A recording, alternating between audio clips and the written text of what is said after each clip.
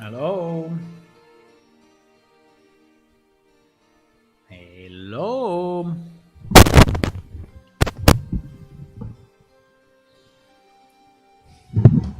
Space. Space on this table is always a problem. Actually, the table is pretty big, but I just have too much stuff, you know? The microphone, like the cable of the microphone is always intertwined with something else. Always.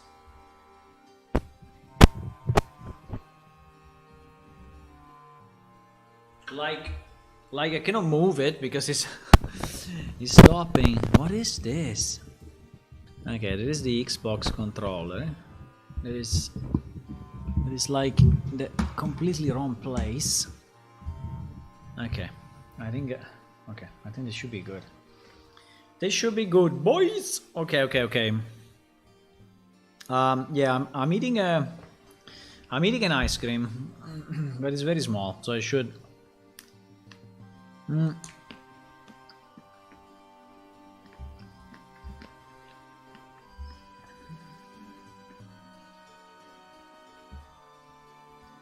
I should finish it pretty soon. Hello. Good evening, everyone. Hello. Look at this.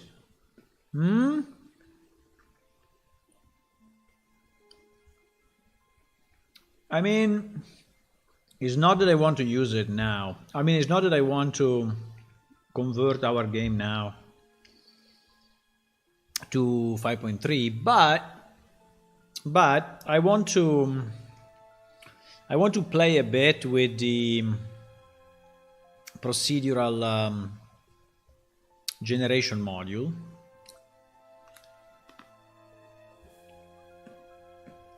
That I understand has been improved in 5.3. Is one of the items that we said we wanted to check, right? And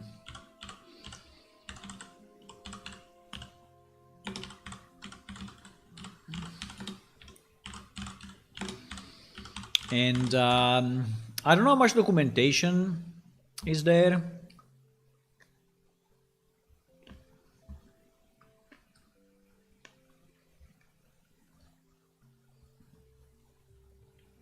But I want to try.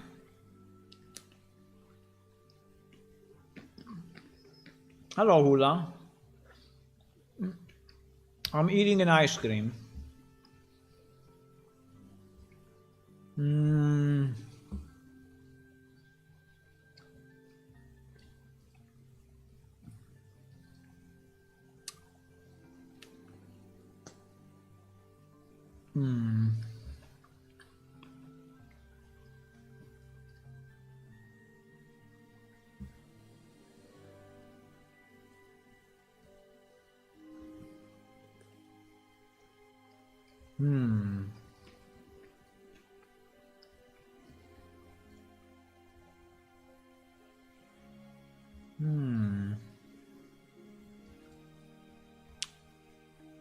Points.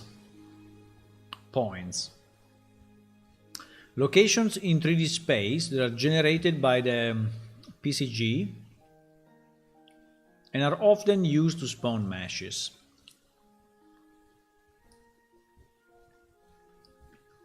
Points contain information about them.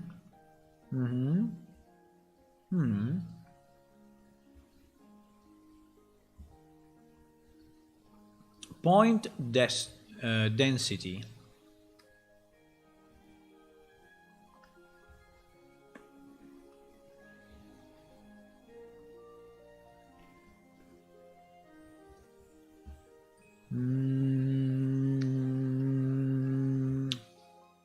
I don't understand this too much, but anyway. On a point, you have the density. Probably it's the density of the stuff that is around it. Yeah, maybe.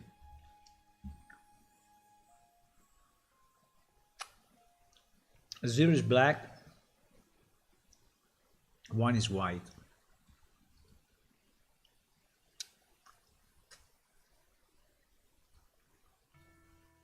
Okay, I finished the ice cream, so I can finally speak.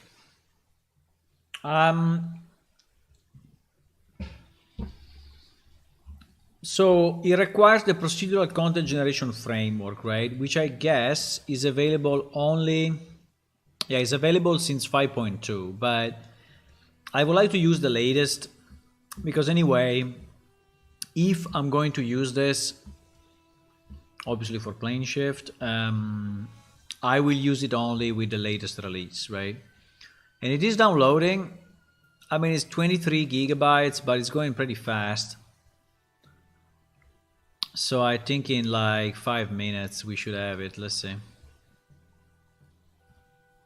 It should be okay. My internet, luckily my internet is good. So you have to enable this in the plugin. Okay. Okay. The procedural node graph. The procedural node graph is the central piece of the procedural content generation framework. Okay. Yeah, they're generating forest. I want to generate dungeons, not forest. I mean, obviously all of this will be all dynamic, right? All dynamic lights. There's no way out.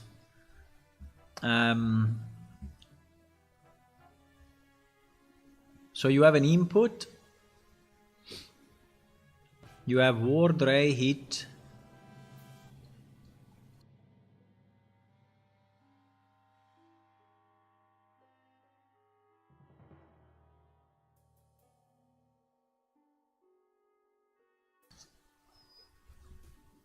The cold of the ice cream made me sneeze. Ward ray. I mean, I don't understand all of this, but I hope we can learn it. The procedural node graph, but this procedural node graph, okay, will be another object, I guess. Okay, fine. I hope it will explain more to us later, or no? Hello? It doesn't scroll down anymore. Why? What the hell? There's nothing else? No, there is. I don't know, it was locked for whatever reason. Using a format similar to material editor, special data flow to the graph. Special data flows into the graph from a CPG component in your level and is used to generate points. The points are filtered and modified through a series of nodes, with the output being updated in real time. Okay. The resulting points can be used to spawn a variety of assets. The resulting points can be used. Create a CPG. To create a CPG graph asset, follow the following step. Right click on the content drawer, content browser. Navigate to create advanced asset CPG and select the CPG graph. Choose a name. Okay, easy. Editing the CPG graph.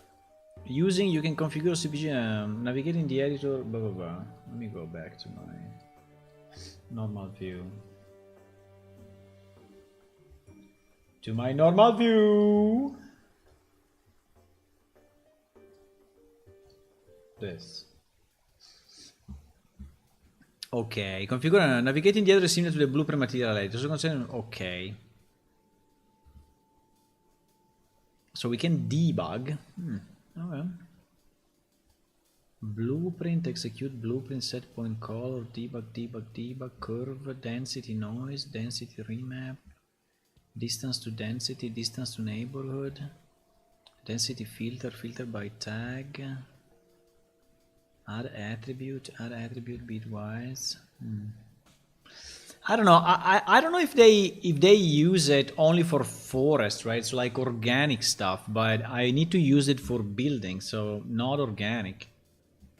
I hope that is meaningful also for non-organic. Okay, when you click on a picture, you cannot scroll anymore. GG. Similar to working with blueprints, you can add nodes to the graph by dragging them into the viewport. For the node palette, okay.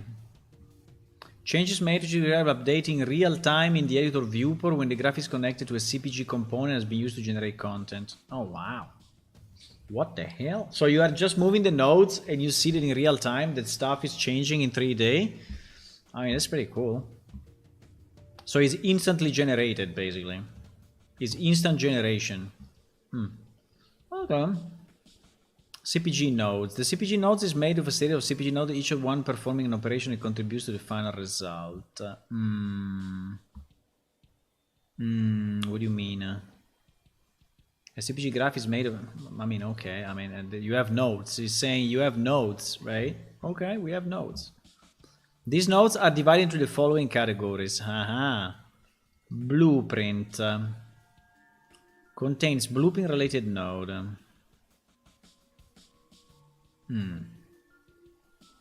Color. Contains nodes affecting the colors on points. Debug. Density.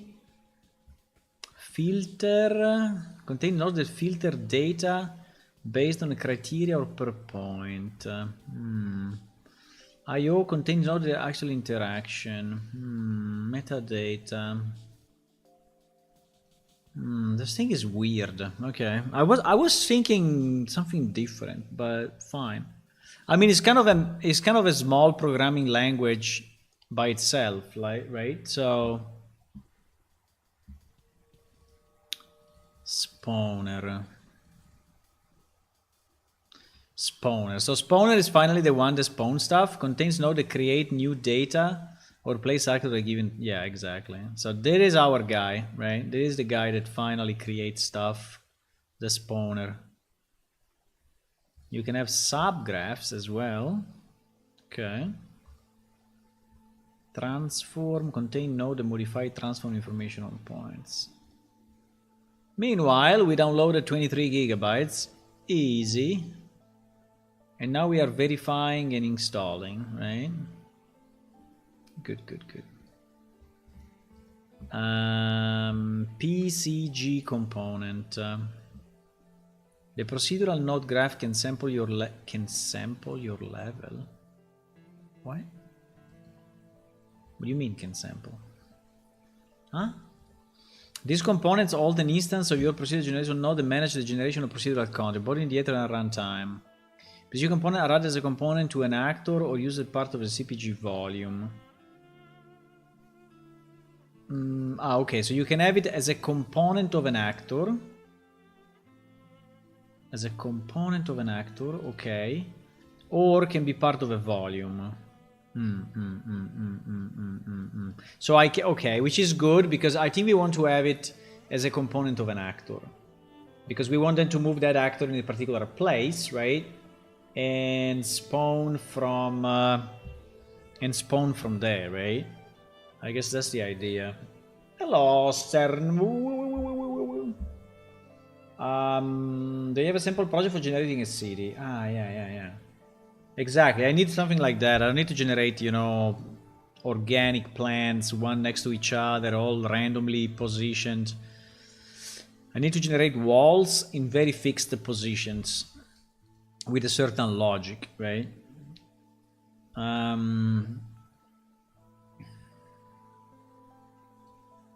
A basic volume used for quickly setting up procedural content.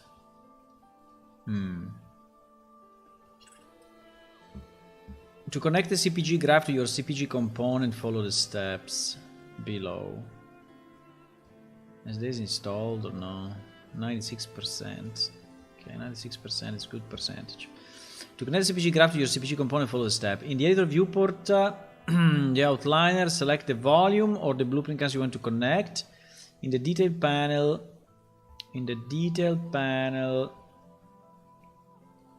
click the CPG component. Well, I assume that you have to add it first.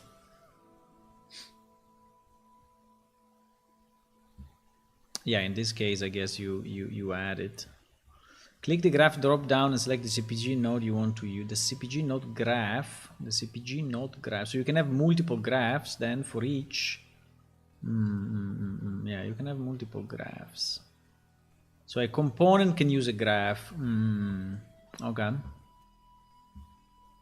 Click the generate button. Ah, so it's not in real time.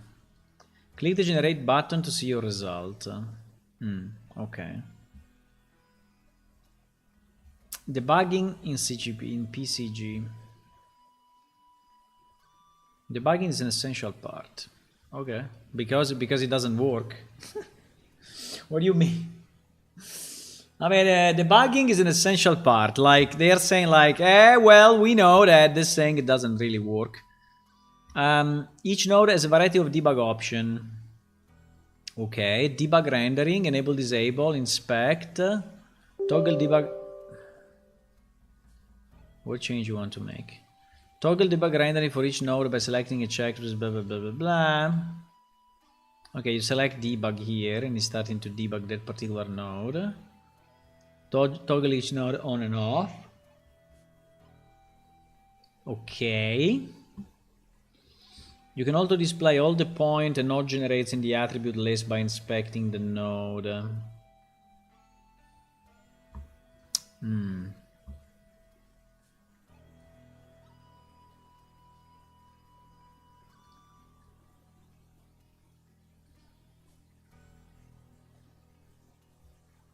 Ah, these are the points. Okay. Select your CPG component from the debugger. Okay. Create a simple forest volume. I think it finished. I think it finished the installation. Huh? You finished the installation. Let's go. Let me close maybe this one. Even if I would like to migrate some pieces.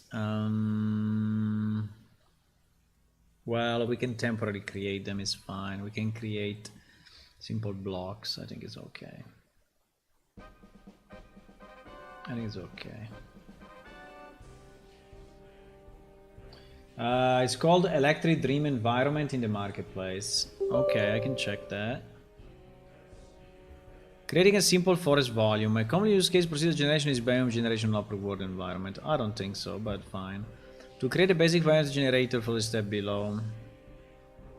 I mean, this you can already do with the procedural forest. I mean, there is already a component that is doing that.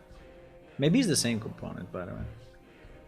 But we are already using something like this for the. Anyway. Create a new project in a real engine, create a new level, little floor, use the sculpt tool, okay, return the selection mode, use the search, scale the volume, create the asset, connect the CPG volume, detail panels, component, click the graph.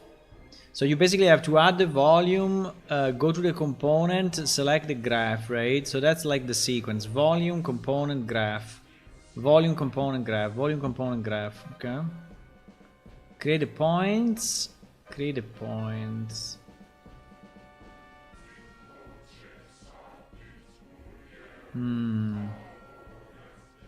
What is this?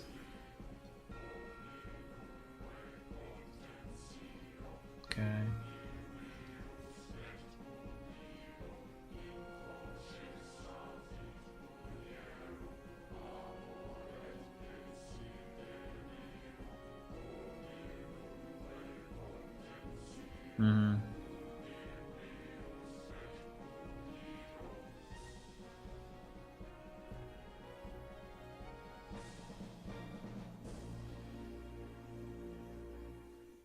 I see.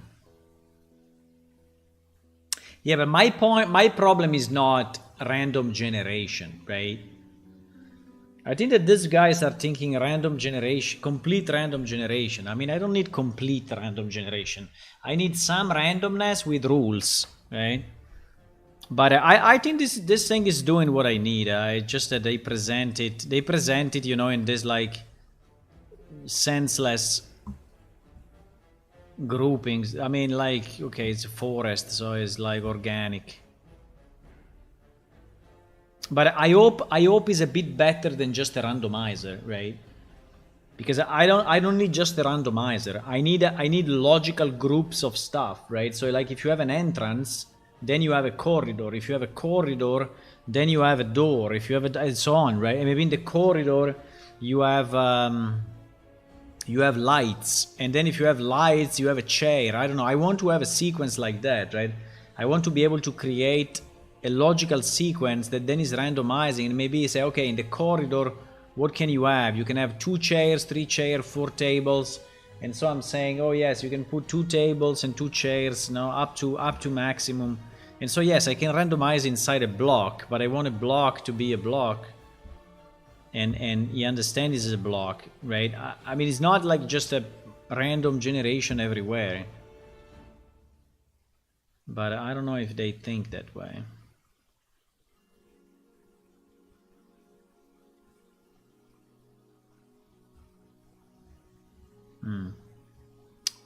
Okay. I don't know. It's finished. GG. It's finished, boys. Okay, the first thing I think we check if there is anything, yes, in the market, any example, right? Electric Dreams environment. Is that an example? I guess it would be like 3 million gigabyte to download, but let's see. I mean, you mean in the library?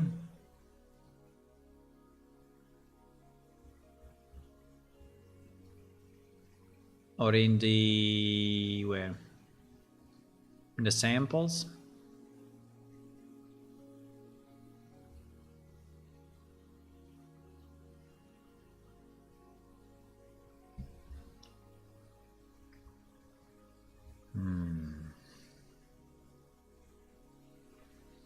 I cannot control F here. As this one electric... Ah, this one I've seen. No, this one I've seen. I remember this one. It was one of the first that they shown with the procedural generation. I remember that. This is very old though. Well, it's not very old, but anyway, I remember it. I remember that you were moving the rocks and the stuff around it was like fitting into the rocks, which was very, very interesting. But this is not my problem. Okay, so this is not what I need. This is exactly the opposite of what I need.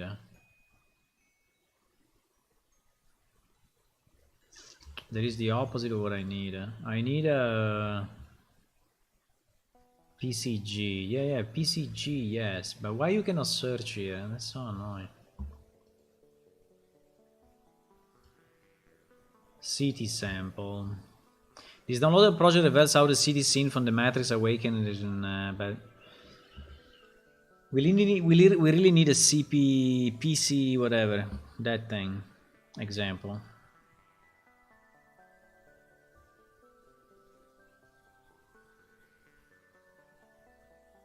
And this one? Nah.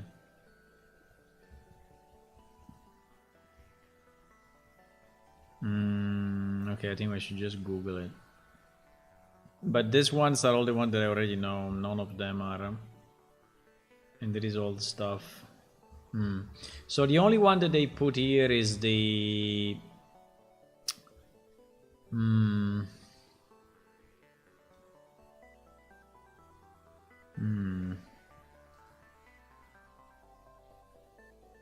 Can you go marketplace, please?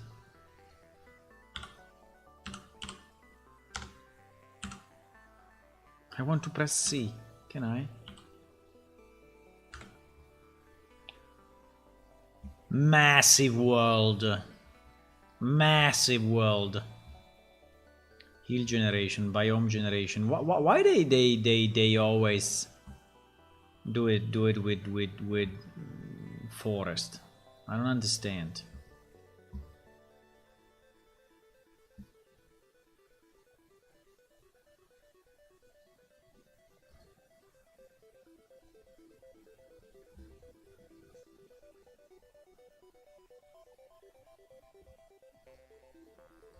I don't understand this.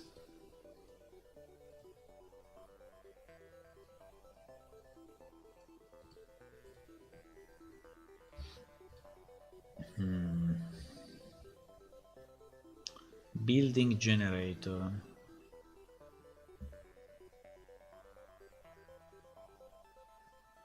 Nah, it is not using that technique.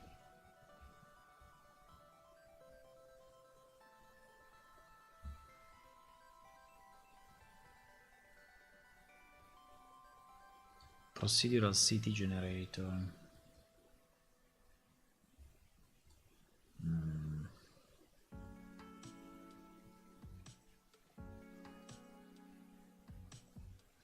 Building interiors. This is already better. Building interiors spawn on player proximity and includes static objects as well as dynamic random blueprint. Yeah, this is already better.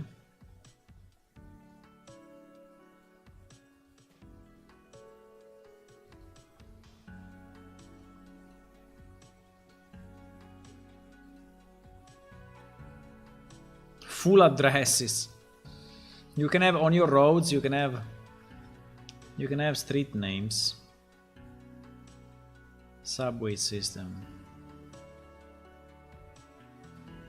Okay, this thing is a million screenshots. Can do anything, everything, anything.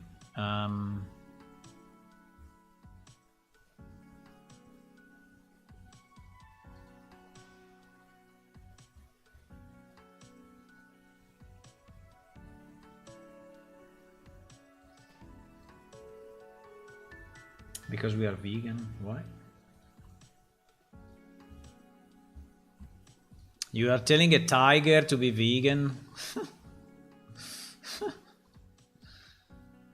I think it's unlikely.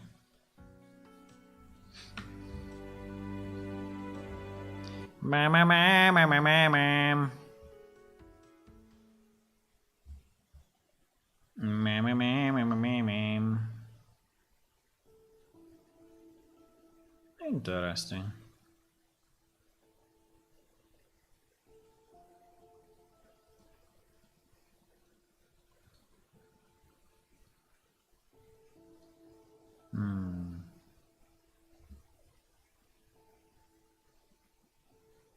Exactly. I need to generate something like the building, right? So for me, I need to generate the building. But I don't know. How can we do this, boys? How can we do it? Okay, let's try to Google something. Let's go Unreal, PCG, dungeon. Fantastic. Fantastic. Well, not exactly, but... Not exactly, but... Oh, wow. Oh, wow. Oh, wow.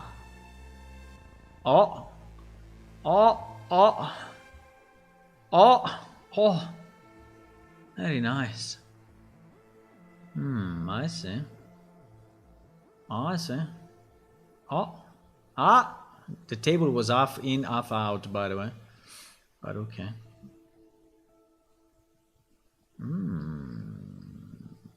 Very interesting. Very interesting. Spline room. So how is this spline made, huh? There is the little guy running around. Look at that. And we have a little guy running around. Easy.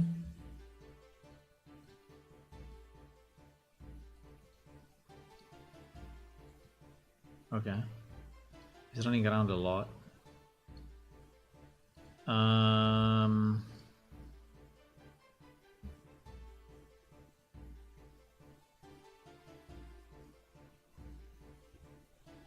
Nice.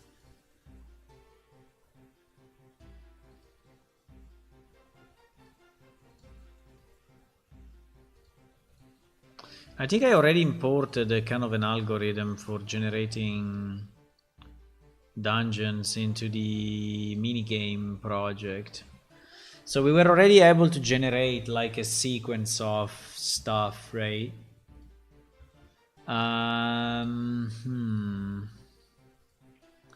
I see.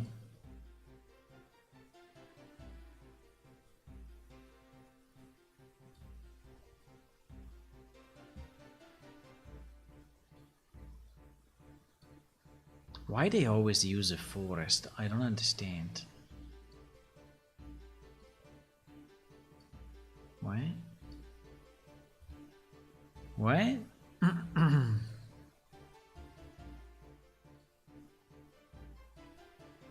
What is this? What is this thing? What is that? What is it?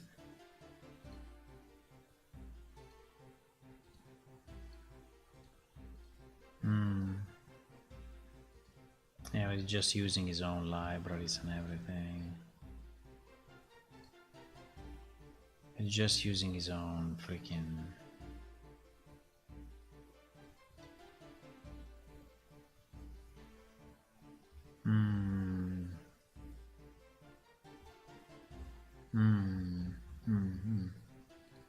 I see. I mean, good, but...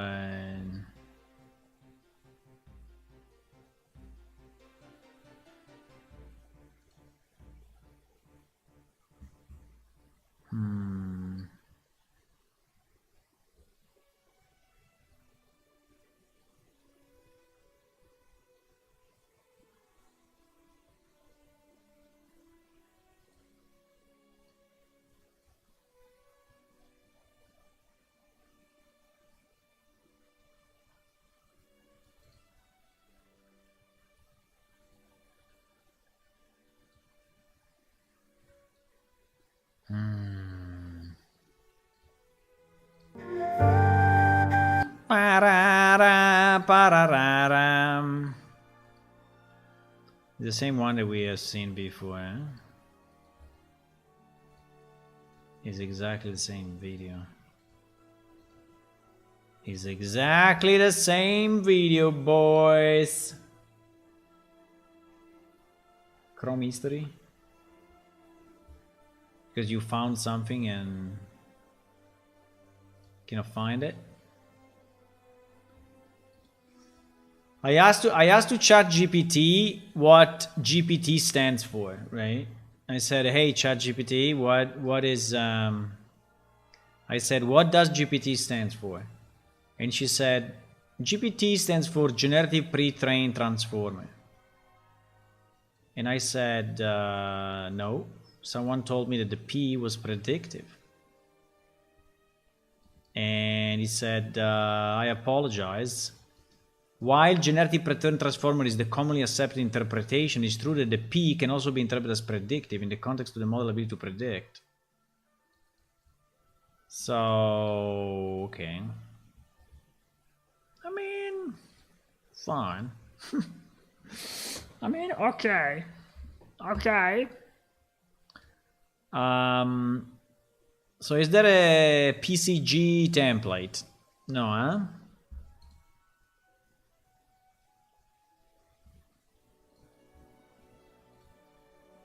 Okay. I need to put it in another place because otherwise I have no space left. I have no space left, boys. No, I have space. On this disk we have space. But there is no Unreal Engine. We have it under G, eh? I don't know how much space we have under G. But, okay. We call it PCG Dungeon. PCG Dungeon, okay? This is the beginning of a new era.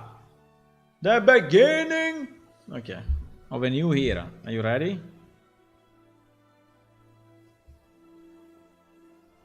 You ready or no? Aha. Aha. Okay, so the first thing we need to do, we need to enable the plugin, right?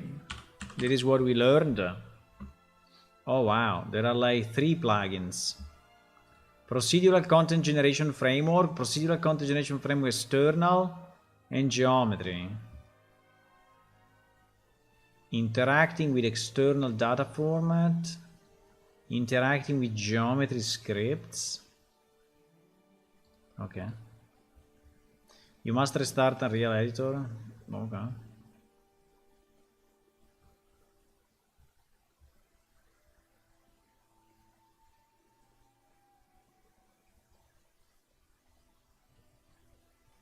Enable all of them. Yeah, exactly. I enabled all of them.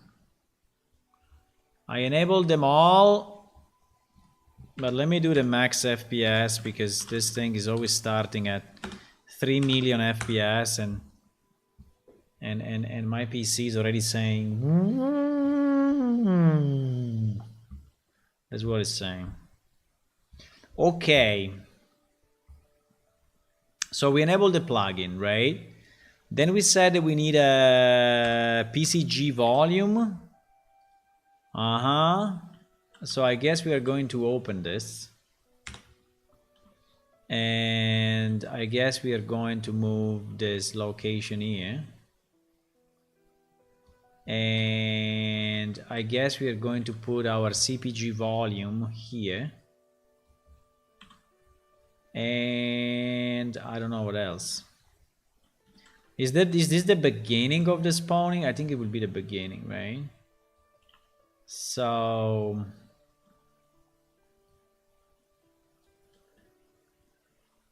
let's say that we want to be aligned like this, right? So it's perfectly aligned. So it's fantastically aligned. Okay. So we have our CPG volume, right? As we learned, a CPG volume as a CPG component. And the component is a graph, right? This is what we learned. So I go to my CPG component, which is actually here. And then I need to select a graph. The problem is that I guess I have 0 graphs because these nice people of Unreal Engine don't even give you one example. Okay, fine. I mean, fine. Makes it more fun, okay?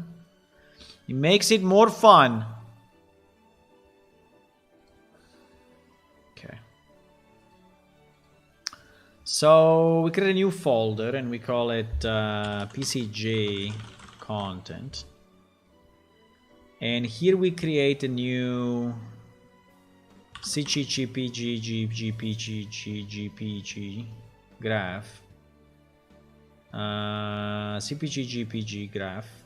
Wow, there is a menu only for one item. Look, one item. I mean, we are like pioneers.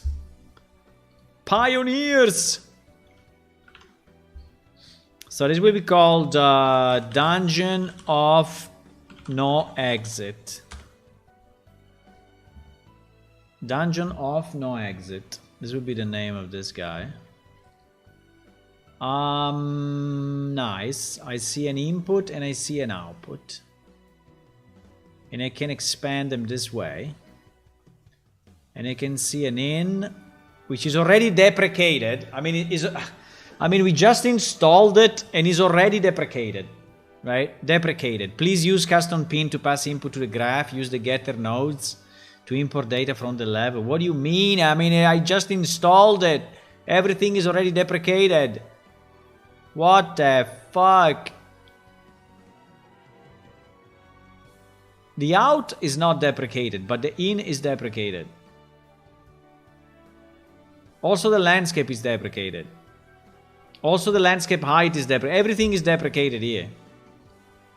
It's by default deprecated. Okay.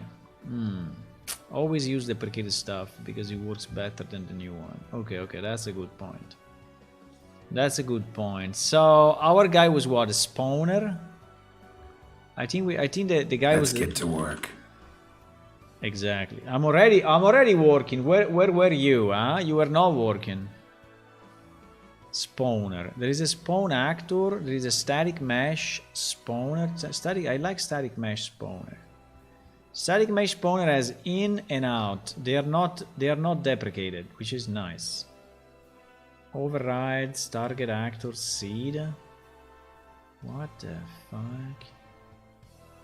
Create points. Yeah, create points. Can I connect this to this?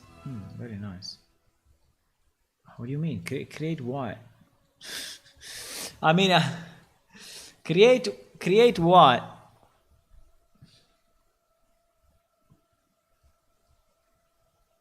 What is this thing doing? I cannot create anything. What?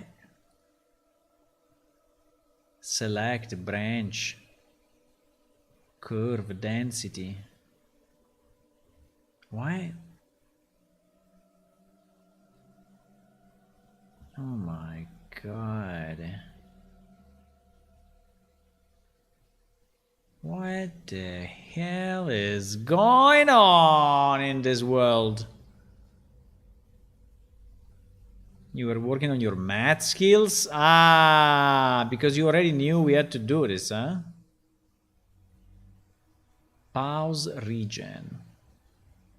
Yeah, bro, but I didn't even tell you what is the static mesh.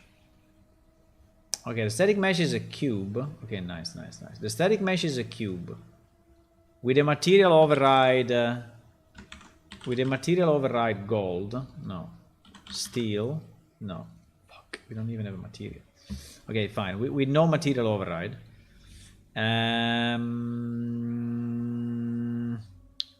So, how do I... Huh?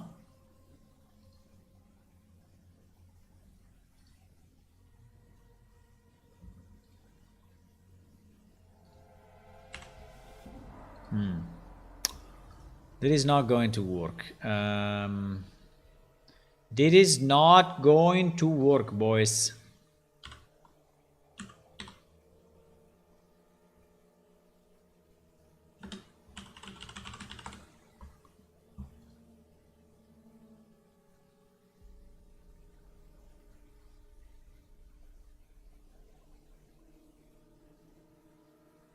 June 23. I think we take the June 23.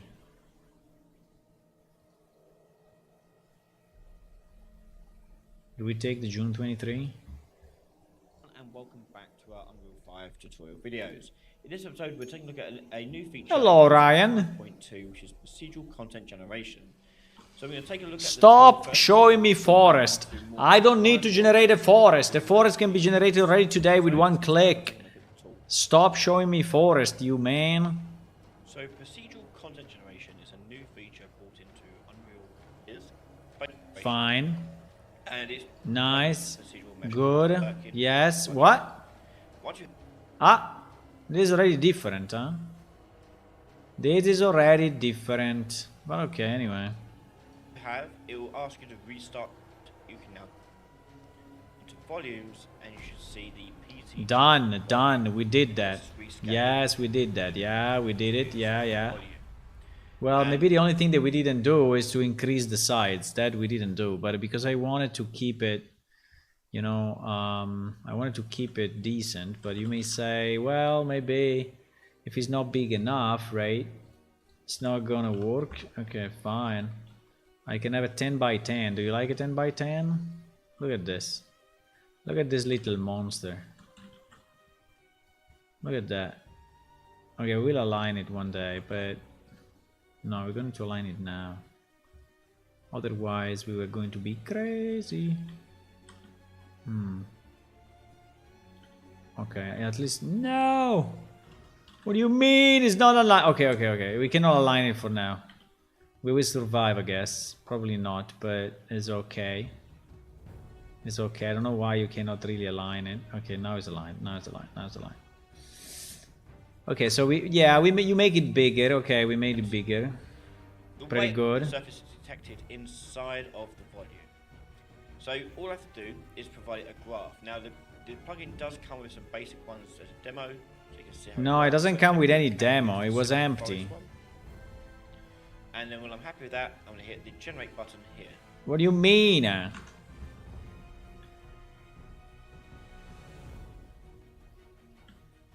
My generate is doing nothing. My generate is doing absolutely nothing.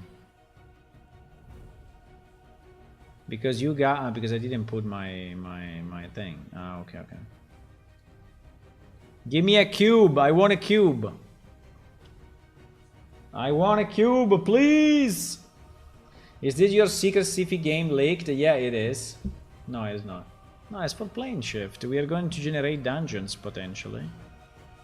Potentially.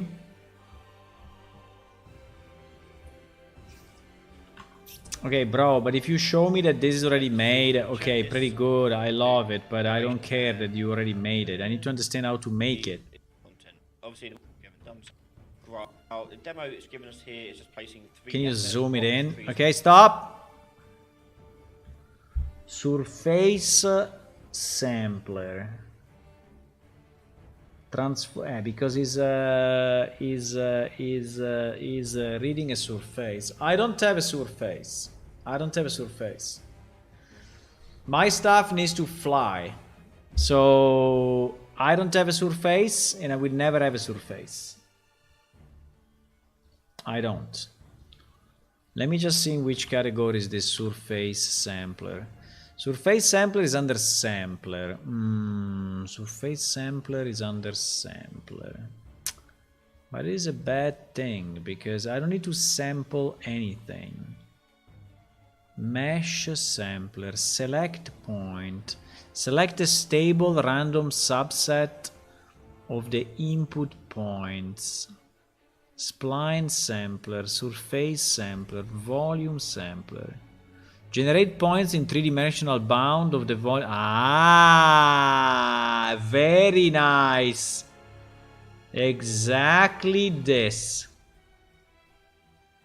Exactly this. Volume. The volume to sample with points can be any special data that can provide points. Bro, my volume. I mean, self pruning. What do you mean? I need my. Huh? What? Transform points. Apply random scale and rotation. Because this is already generating points, huh? This out is already points, so I think that this and this already works. My only problem is that I need to find a volume, right? Create volume? No. Volume something. Get volume data. Volume sampler. I mean, volume sampler is the one they already have, bro.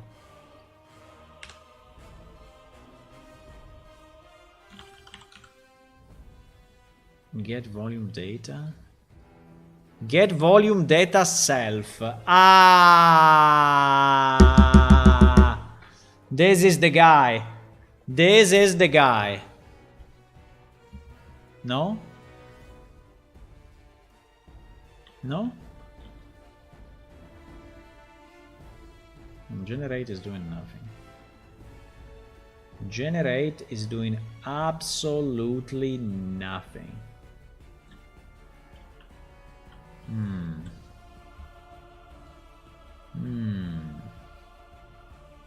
Debug. Can I see what is coming out of here? Maybe we need a sides though, because yeah, exactly. Maybe we need a sides. The size should be 1. Can I create a literal int? No, int. Bro, how can I give the data to this guy? Voxel size. Yes, I want to change it. No! I want to change it. How do I change it? I want to put a number into this thing. No, now our life is done. No, it's loading everything. Okay, let's go a bit forward here, but I need to know how to use this volume. Mesh points, copy points, normal to density. And those methods, pure invention, only work in legends and fables. True. True. In this case, absolutely true. I think it is all science fiction. There is all stuff that will never work. Fuck. Now this guy decided to stop. This guy went crazy. Come on. Okay, okay, okay. But why I cannot use my input as the volume? No? You don't... No? No. Volume sampler. Okay, let's go a bit forward. But this guy is only speaking about sampling surface. I cannot sample surface. I don't give a about sampling surface. I don't need to sample any surface. I don't need to spawn trees. I don't need to randomize. No, no, no, no, no, no, no. Nothing of this. This looks very similar to the tree that I built. But anyway. Okay. This guy didn't tell me anything useful.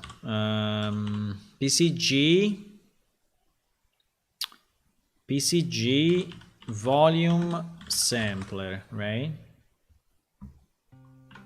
PCG volume sampler. PCG volume sampler.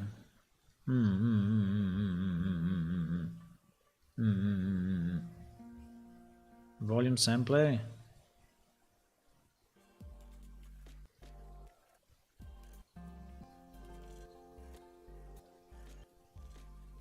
Yes, yes, yes. Get actor data self is the same one that I use the get volume data self. Huh? Get actor data self. Huh? Okay. Volume. Okay. Bounce modifier. Why bounce modifier? Bounce modifier. What is this thing doing? Applies the transformation on the point bound and optionally its steepness. Okay, but I think we don't need to do anything. But let's see how he's adding values here, because I don't understand. I don't understand how he's adding values. Ah, he's doing it in the detail panel? Oh shit, then all of this is useless? Cannot believe it. So all these things are useless? I mean, no, I guess you can connect something, but yeah, exactly. How do you connect a number? But okay, it's just changing it here. So he's saying volume sampler. Voxel size. There is 100 meaning 1 meter. Yeah, 1 meter is good. Huh? Point steepness 0.5. Yeah, it's good. It's good. It's good. It's good. It's good. It's good. It's good. It's good. It's good. I don't need this at the moment, actually. Actually, I don't need that. Nothing. Our thing is not generating, but I think this one is a good one. Eh? This one is a good tutorial. Is what we need. Voxel size 300. Bound modifier. But you see that in this case, it's already generating something. Bound modifier. 1. I mean, it's already generating. Where does he see? Wait a second. Here is. Here he has the window. He has one window on top of each other, right? And he's looking at it like this, and he's checking what is happening in the 3D world, right? That is what he's doing. But in his case, right? In his case, stuff happens. In my case, nothing happens. Get actor data self, volume sampler. He doesn't have this one, so let's remove this 1 second. He's just using this bound modifier, and he's going with values that are like bounds minimum, bounds maximum.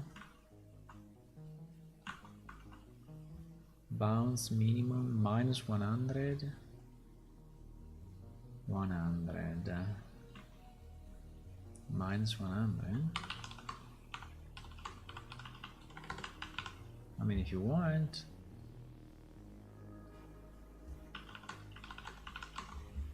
But it's doing nothing.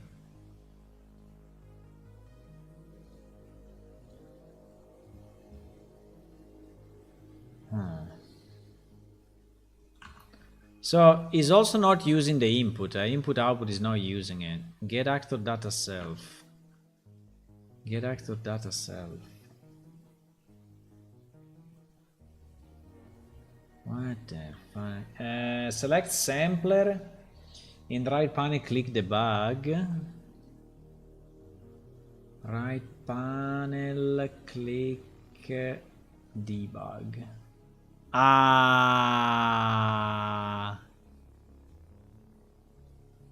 Okay. But so if I don't debug, but I click on generate, can I see the same thing or no? No, generate is doing nothing. I don't understand what I'm looking at. But okay. Okay. Minus 50, minus 50, minus 50. 50, 50, 50. It's doing zero difference. Whatever I do here is doing zero difference. 1, 1, 1, 1, 1, 1. That is doing zero difference. Ah, because it's not debug. Ah, so you have to debug each one. Ooh. You have to debug each one. What the hell is going on in this place? Okay. Yeah, in fact it became that thing.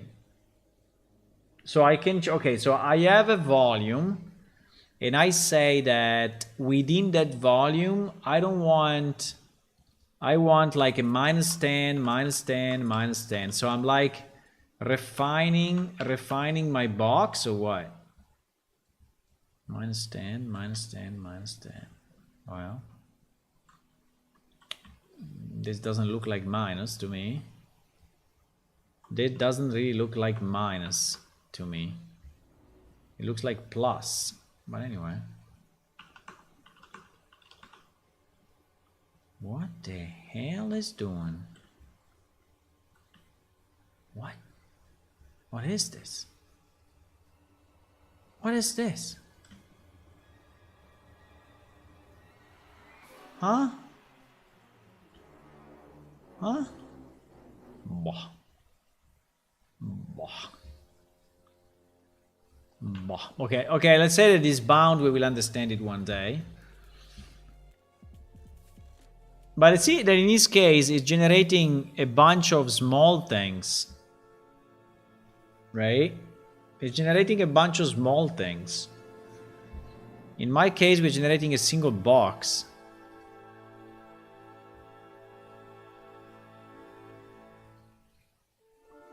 How can you generate a bunch of small things? Huh? Point steepness 0.1, 0.5. Voxel size 5.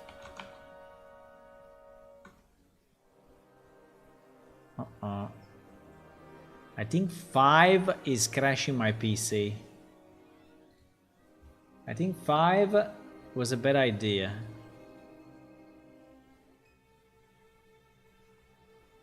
Uh-oh. Uh-oh. It crashed, I think. It's not moving. It's not moving. It's moving like super slow. Like if I asked him to render like 50 million polygons in 1 second.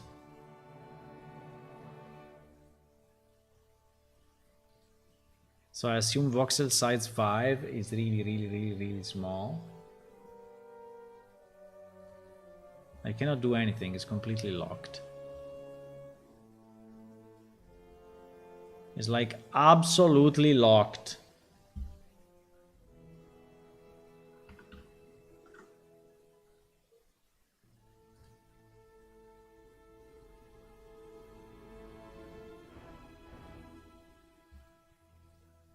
30 gigabytes going up.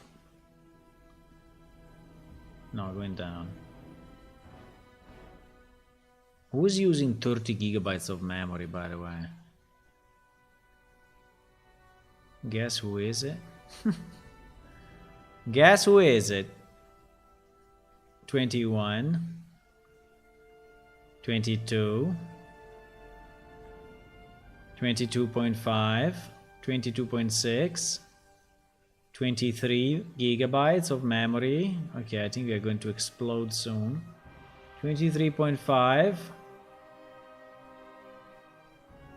24. Ah, it's coming down again. Still locked. 24, 22, 21, 20, 19, 17, 16. Now is imploding instead of exploding. What the fuck? What the fuck? 10 gigabytes now. 12, then 10, then 8, then 7, then 5 is imploding. 3.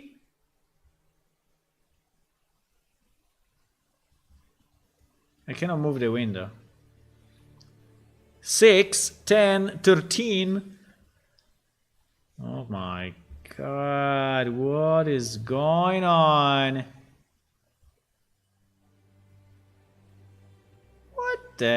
What is doing?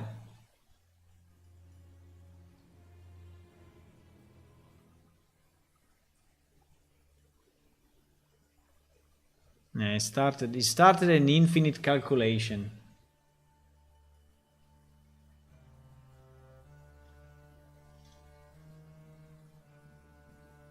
It started an infinite calculation.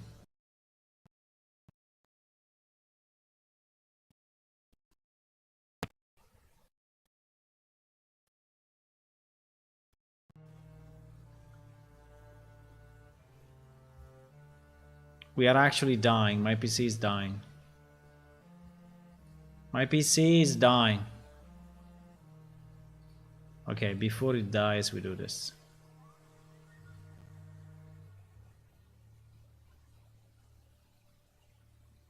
We killed it.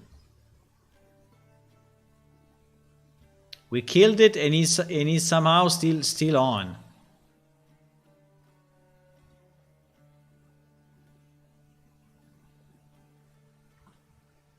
We killed it, boys. We killed it. We killed it.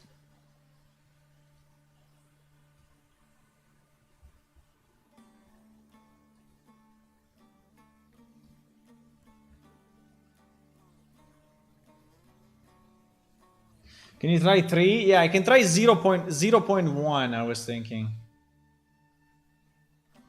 I was thinking 0.1 is a good average value to destroy my PC. Ah, what about that? What about that, huh? Okay. Okay, we can do this. Don't worry. This was just a test. Okay. We are pioneering the future. Unreal Engine detected that everything fucked up. And he also fucked up the autosave. Do you want to restore the autosave? No, thank you. It was too good. Because if I restore the autosave, it will start to render it and we are back to... Uh-oh. Now if I open it... Uh-oh. Uh-oh. Now if I open it... No, voxel size is 100. Okay. I think we are kind of good. Voxel size is 100. Obviously it doesn't save the max FPS because it doesn't want to. So okay. So whoa. So we did this, right? Oh. We did this, and we did this. 30. No, 30 is too much. 10. Okay, 10. So now I don't know if he needs a surface, but I really hope not, because I cannot work with a surface. For me, it's impossible to work with a surface. We cannot work with a surface. Okay, so get actor data, self, whatever. Volume sampler, whatever. Voxel size, I would say that 100 is fantastic. Debug. Debug, we don't see anything anymore. Debug, we don't see we see nothing. Debug, we see nothing. You do generate, see nothing. Okay. Because there is this shit. Let's remove this shit 1 second.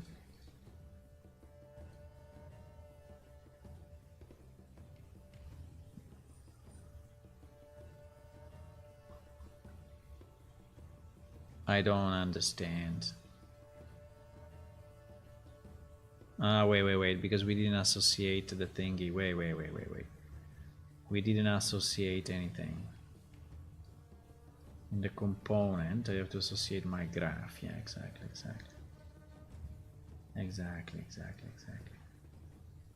So now, generate. Clean up. I want to understand when these appears, right? It appears when I'm in debug mode. It appears when force regen, it doesn't care. I mean, it's only if I click on this generate, then I see this box. But I guess it happens only if I have the debug on. So it's two things, right? You need to have the debug on and you need to click on this generate. Otherwise, it's not doing stuff, right?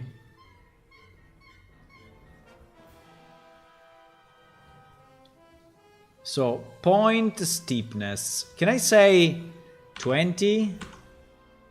No, the maximum is 1. Each PCG point represents a discretized volumetric region of wall space. The point steepness value is from 0 to 1. Establish how hard and soft that volume will be represented. How hard and soft. From 0, it will ramp up linearly, increasing its influence over the density from the point center up to 2 times the bound. At 1, it will represent a binary box function with the size of the point's bound. What the fuck? So 0 is what? 0 is soft or hard? I don't get it. Anyway, it was 0.5. Let's leave 0.5.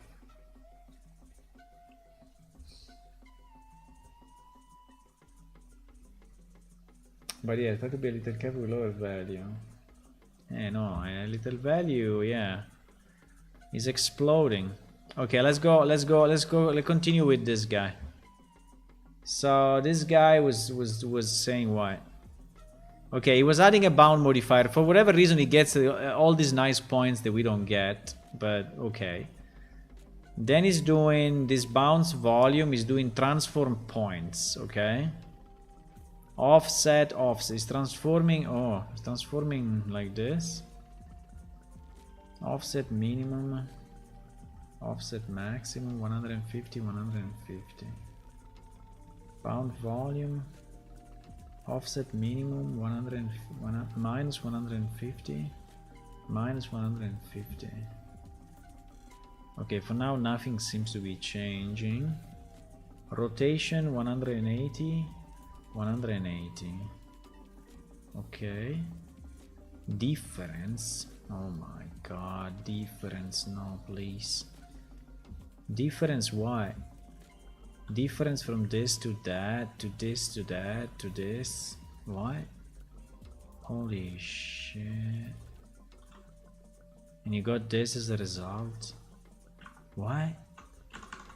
In which mathematical universe are we? Ah? In which mathematical universe? Transform points difference. Why? Transform points. Offset minimum. I don't know. 100. Offset maximum 100. Yeah, but this thing is not moving. Okay. So I would have expected if I change the point offset, it's kind of moving it, no? Ah, because I need to debug. Okay, because I need to debug this as well. Ah, yes. It actually, okay, it actually changes. Yeah, so you have to debug every single node. So you can decide, which is pretty cool, by the way. It's like if you are turning them on and off, right? So you turn on and off each single, but then also this one I have to turn on then. Otherwise it's not, you know? So if I turn this off, right, the thing will move, you see? Because he has my offset. Okay. If I turn this on, my boundary, I didn't understand what it does though. Bounce mean, I think it was like 10. Yeah, he's adding. But I don't understand if this is based on what. It's based on my position in the world, or is based on... No, it seems to be based just on the center of my thingy. So I say that minimum X, it should be 10. What does it mean? 10 what? I mean, okay, 10 units, but compared to what? 10 in that direction, 10 in this direction. Ah, okay, so it's really just the bounding volume in 3D coordinates in the or absolute, right? So with the mean, I went this direction, and down. So if I go max, then I go 10, 10, and 10. Ah, okay. Well, fine. Okay, so you can use this just to increase your volume, right? But why you don't just use a larger volume instead of going crazy with this? Right? I have no idea. But let's say that for whatever reason... I want minus 10, minus 10, minus 10, minus 10, minus 10, minus 10. What the fuck just happened? What?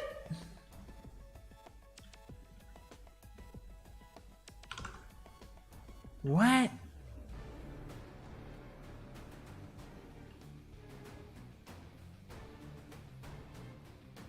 Huh? Are you completely crazy? What is this? Minus 20?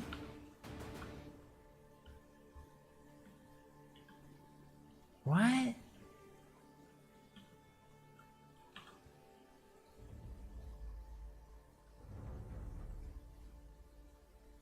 It's because it's on top of that? So even with 0, 0 will do the same? Ah, yes, even with 0, 0 it does the same. So it's not a matter of the... My PC is like exploding at the moment, I don't know why, but it's like getting very hot for what I can understand.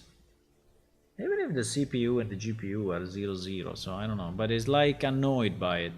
It's like, nah, what are you doing?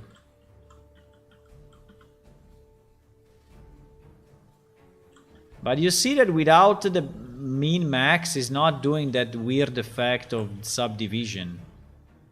It's only when I add... Yeah, like now, right? If I added this subdivision, if I added the boundary minimum, it's like doing this weird thing. It's creating scales, I don't know, it's creating... What the hell is this thing?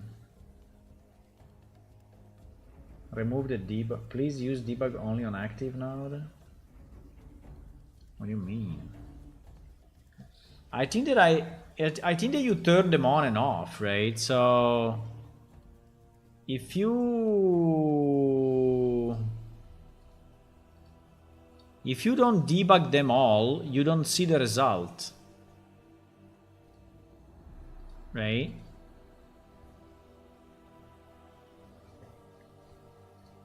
I don't know. Holy shit. Look at this. Look at this. What is this?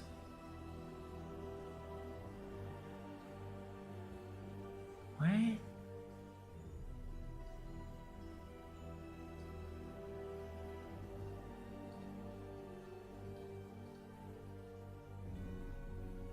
Huh?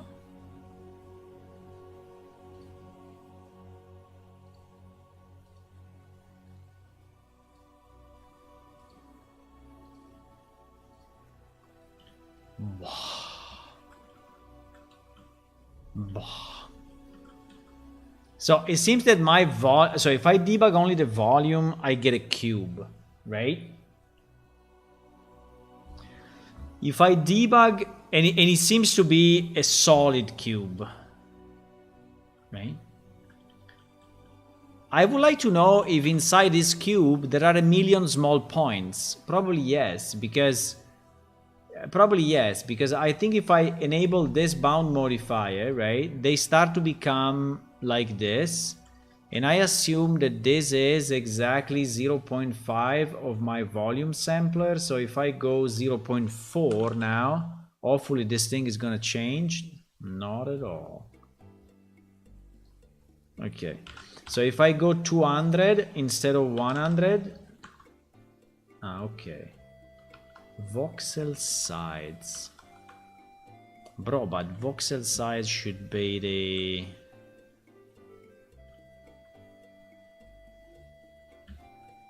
What do you mean? That is so weird. I don't understand. I don't understand. I mean, bro, this whole system is giving you points in a volume, right? So, what the fuck? So, what I'm expecting is that I'm getting a freaking cube, right? And inside that cube is positioning points. So this all he needs to do. So why is doing this? Okay, this is not a nice cube, but anyway, it's kind of a bit of a weird cube, but fine. So the only thing that he needs to do is to put points here, right? Point.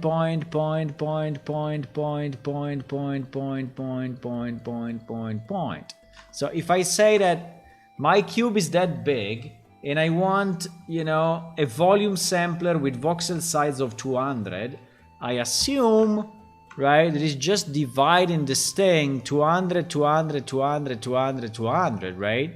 And it's giving me my 200 cubes.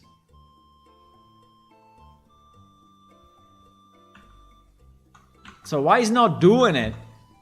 Why is doing all this weird thing? And also, why I cannot see my small cubes? Why I cannot see my small cubes? Because while this guy can see the cubes, why this guy sees the cubes, I don't see the cubes. Why? How does he manage to get it? How does he manage to go from here to the small cubes? Let me see. Let me see. Okay, it's doing this. 100, 100, 100. Okay. Okay, then he does this bound. I don't know why, but he's doing it. Bounce modifier. Okay, he's putting it there. Okay. And then he's doing what? Set. Ah, wait. Mode. Ah, wait. Wait. Mode scale or mode set.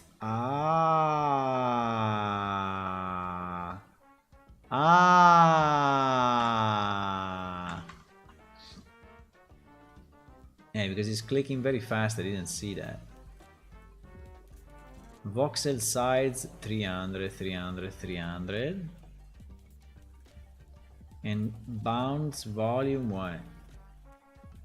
100, 100, 100, 100. Minus 100. Okay, so each box. Huh?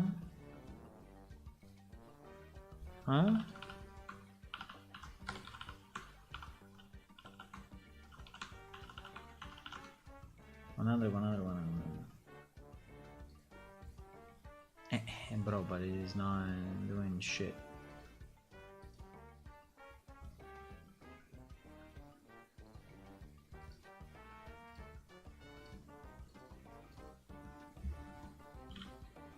I don't see my cubes.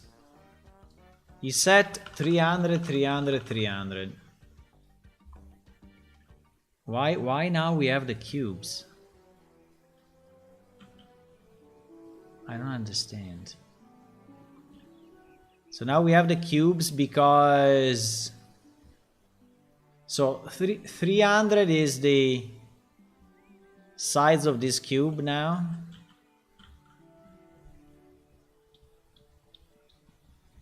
So if I go, I don't know, 500, they will overlap? I don't understand. Hello, Jackson. Plane shift is still going? Yes, we are in alpha. We are in alpha release. What do you mean? Obviously.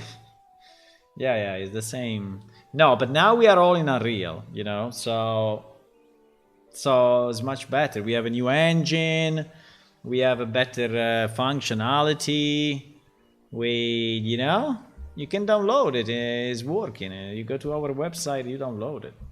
It's perfect. You were playing how many decades ago? Because it can be 1 decade, can be 2 decades, or can be 2.5 decades. How long time ago were you playing? Okay, so this freak. So okay, so I have my volume, right? By the way, this and this seems to be identical. By the way, volume data or actor data seems to be identical. So I have my volume. I say my voxel size is 300, 300, 300. So I assume that he's trying to fit. Okay, let's do this. Let's make this box 1 meter. So there is no chance, right? Let's make this box 1 meter. Okay, this box now is... I don't know exactly if it's 1 meter though. This doesn't look like 1 meter. This doesn't look like 1 meter. I mean, it's saying 1, but 1 meter is... 1 meter is this, I guess. Right? So in reality, that thing is not 1 meter.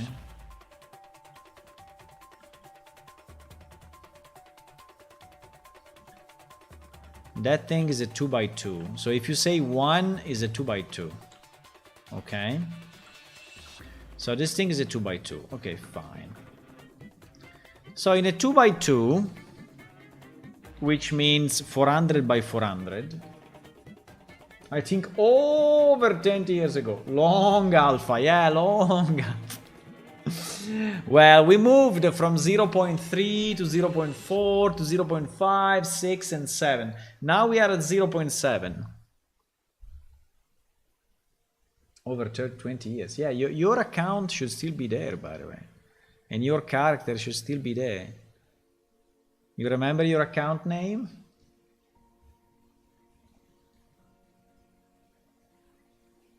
Yeah, exactly. We are planning beta around... Yeah, exactly. 2001. I don't know if we will ever go 1.0. Probably never. Probably never 1.0. I don't know.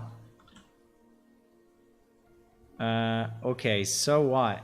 I was saying there is a 2x2, right? There is a 2x2. So if I say that my volume sampler is 200 by 200 by 200, there should be 4 cubes, right, fitting into this. Do you agree? 4 cubes. 4 cubes, okay? 4 cubes. Can I see my 4 cubes or no? Cannot see my 4 cubes. I cannot see my 4 cubes. Fuck. Impossible. Why? Why I cannot see my 4 cubes?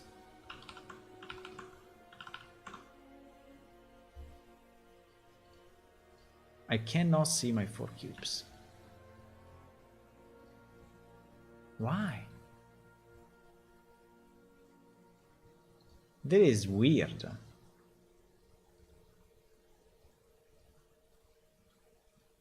I cannot see my 4 cubes. I cannot. I have the voxel size as 1 meter, right? There should be 4 cubes into it. I don't see them. Okay. Fuck it. I go bounce modifier and I say that my thing is minus, I don't know, let's do minus 10, minus 10, minus 10, 10, 10, 10. So is 10 less.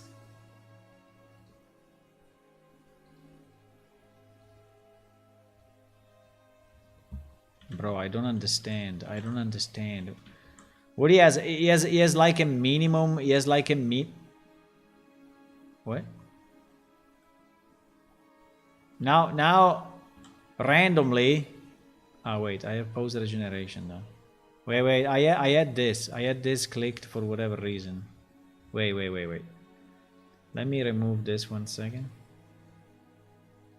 Ah, okay. So without that, but why they are all fucked up? I mean, why they are there and they are not centered? Huh? What? Are you completely crazy? So if I move it, it's changing? Nah. What?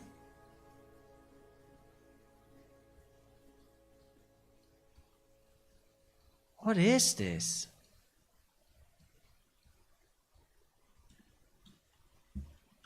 Huh? Hello, Gabriel. Yeah, password, email, or anything else? Probably not. Well, the password, we can fix it. The email, I don't know. Do you remember your character name? Is it randomly generated? No, in theory, we are generating the points that we then will randomly fill. At least that is my understanding, right?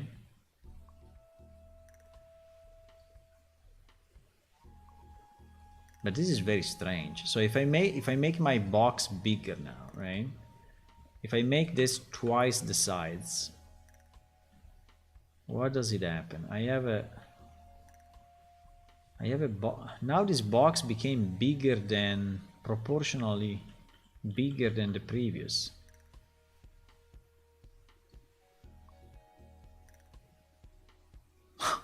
Look at this. Now it's going over. I don't know. I think this thing is too experimental for me. I don't know. Or I'm not understanding it, or it's completely fucked. I don't know. Maybe I'm not understanding it. But I was expecting, like I said, to see my volume divided by a number of points, right? And when we have our points, right, I can say, oh, now generate in random points, you know, my stuff. No? How hard is that? But no, it seems he's doing weird things.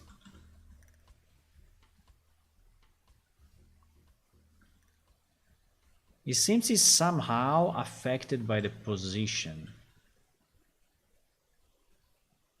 But not always. Whoop! Like now it became bigger again. Now it became smaller.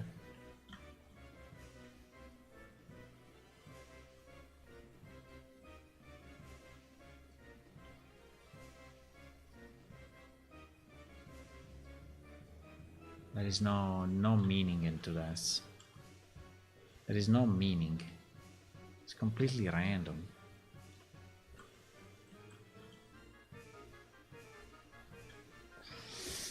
Okay, anyway. I don't understand. Okay, anyway. We enable our bounce modifier.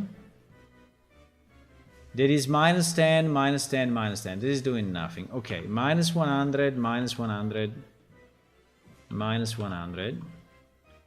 This is actually doing something, but now we have two cubes, one inside the other. Then I go 100, 100, 100. Okay, now we have a cube that is bigger than the previous one. Are you saying that the start of the first cube is randomized inside the first volume? Okay. Okay, let's assume that. So if my volume is 111, right? It will still generate it, right? This is what we are saying. So if I go 0.1, 0.1, 0.1,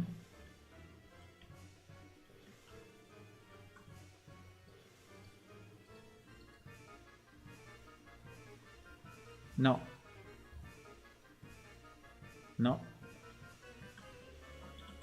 Because then I would understand the different position, right? So he's taking a random point inside his volume to start. Maybe it is what he's doing. It's just that he has too much space. But if I go 20, 20, 20, what happens?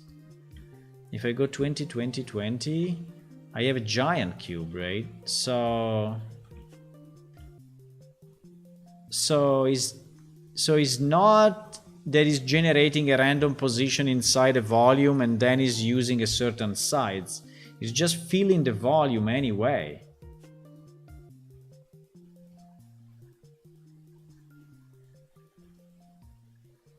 That is so weird. That is so weird. We can set, we can intersect, we can exclude, we can translate, we can scale. I don't understand what it means to set a boundary minimum for my points.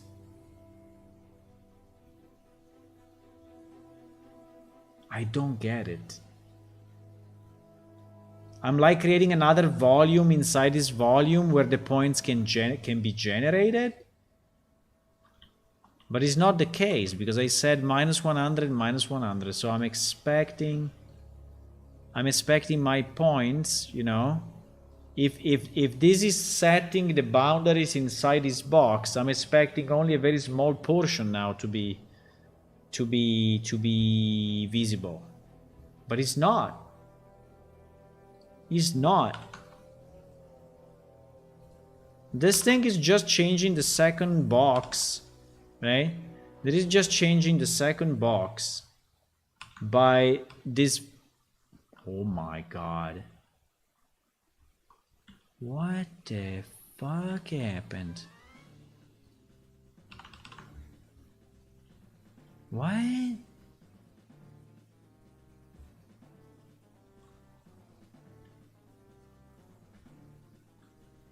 Are these things too big? And so they are always overlapping and so we don't see the cubes?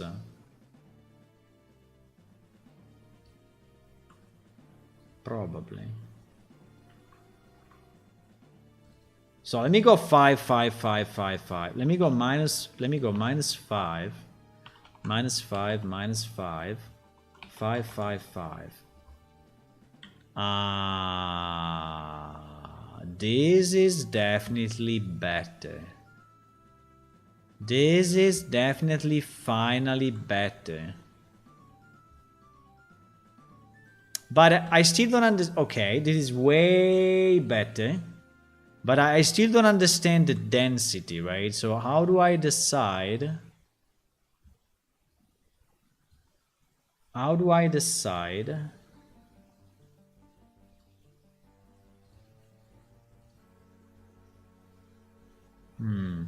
So if I debug, okay, so if I debug both, I think is what you said, Stern, right? You said to only have one active at a time.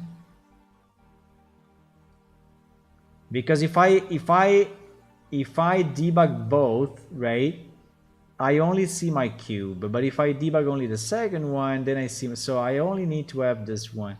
So the volume sampler is just the box. I have no idea why if I move it, it's fucking up, right? That is very strange. I think that's a bug. I mean, it's very strange that if I move it, sometimes we go over the volume. That makes no sense. But now it starts to make sense. So I need to have only one of these nodes in debug. I need... okay, let's bring back the volume to a normal...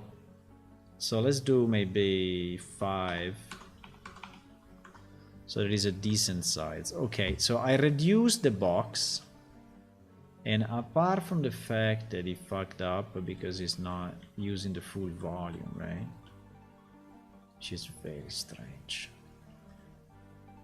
She's super weird. But fine.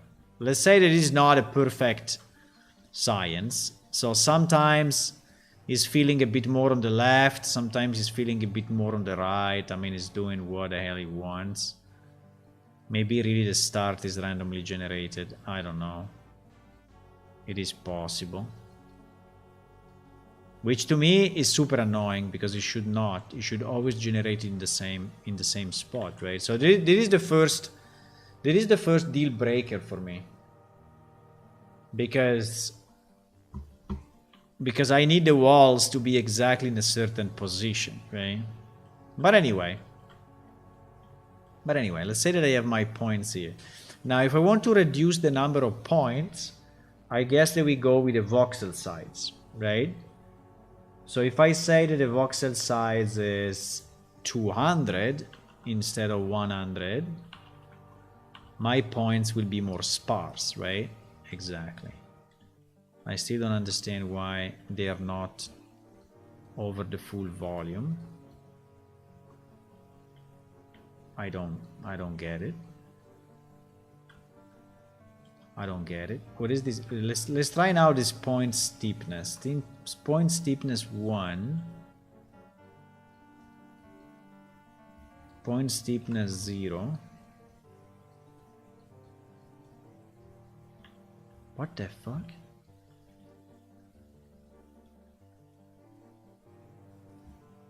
What did he do? He removed one line. He completely removed one line.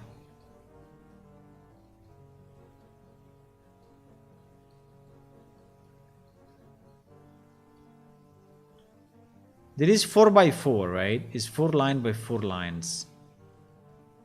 In a certain position, yes, here. In a certain position, it becomes a 4x3. What the hell is going on?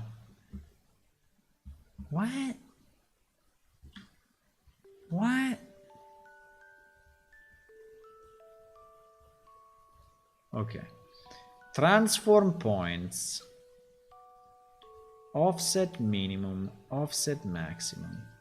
So if I disable this and I enable this, okay,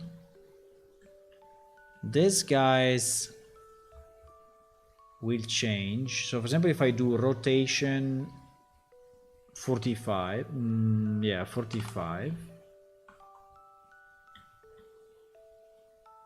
Okay. Rotation 0. Okay, rotation 45. Okay, it's transforming the points, right? So I can decide if I want a certain point to be to be rotated in a certain way or not. Okay, fine. Fine. Fine. Can I spawn my cube now? Can I spawn my cube there? No? I cannot, huh?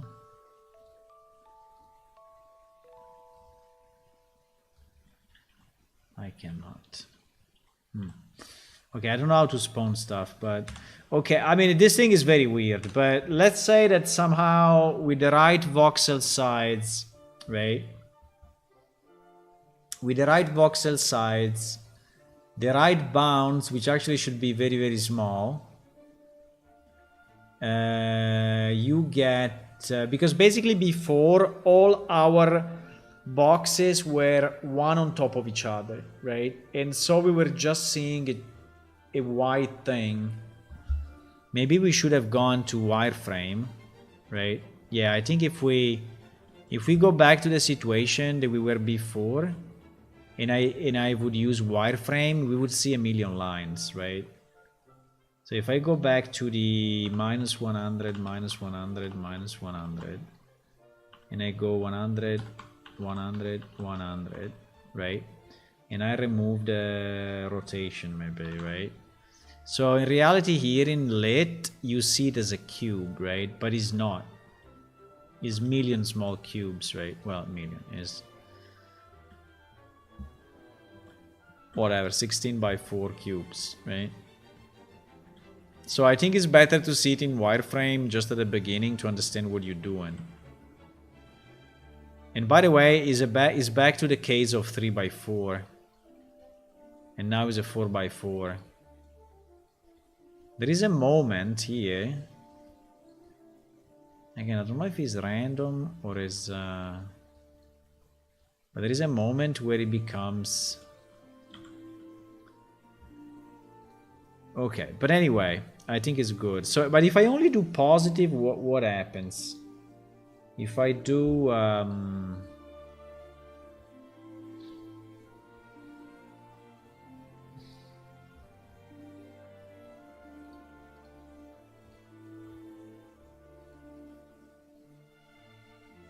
in this case, you see both. You see both. If you enable both, you see how it is here and how it is here. I see. I understand. Okay. Okay, fine. I mean, it's not very clear. What is the yellow? What is the yellow thingy? Debug, right? And pass through.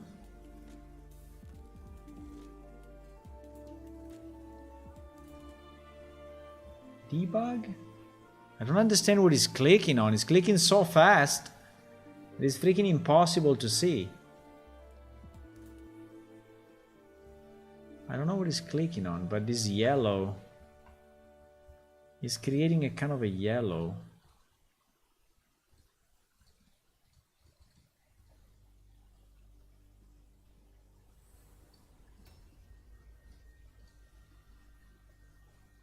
I don't know what he's clicking on.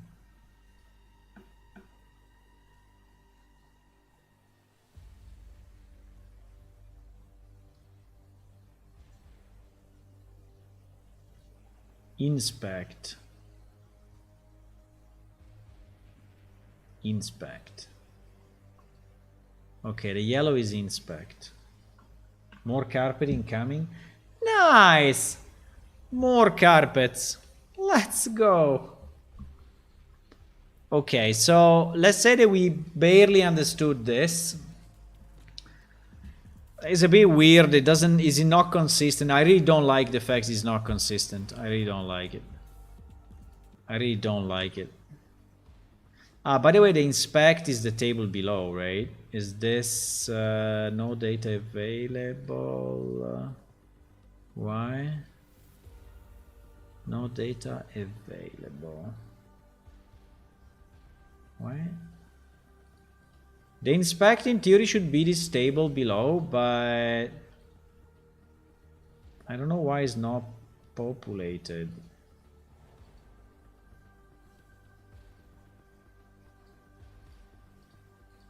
No data available?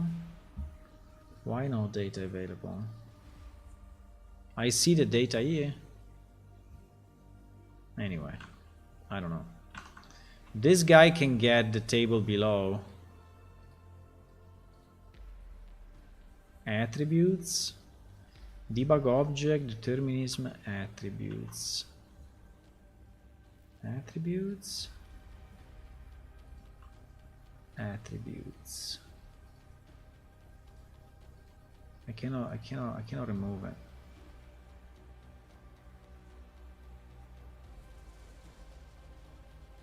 Attributes. Yeah, it's the same. In theory, it's the same window. Attributes. Number of points 72. Number of points 72. In my case, it's not doing anything. Should I play? Oh, I have my cube. I see a cube!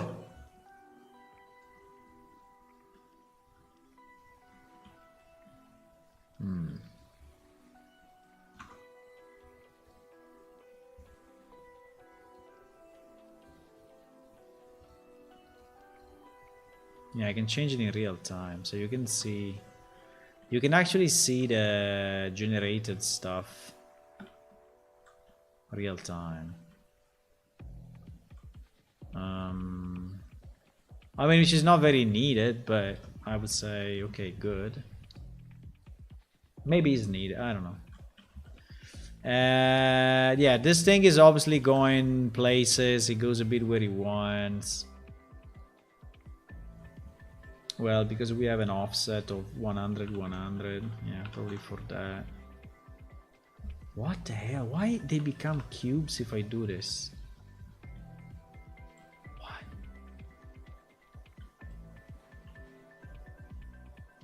Why?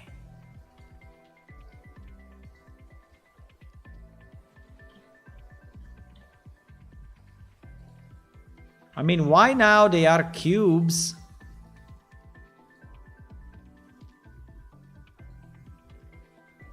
If I go offset max, because the one that are going outside, I don't know. I was expecting all of them to move in the same way, or maybe they are intersecting now, and so offset max 200, 500, because it's only in one direction. I don't know. I don't know.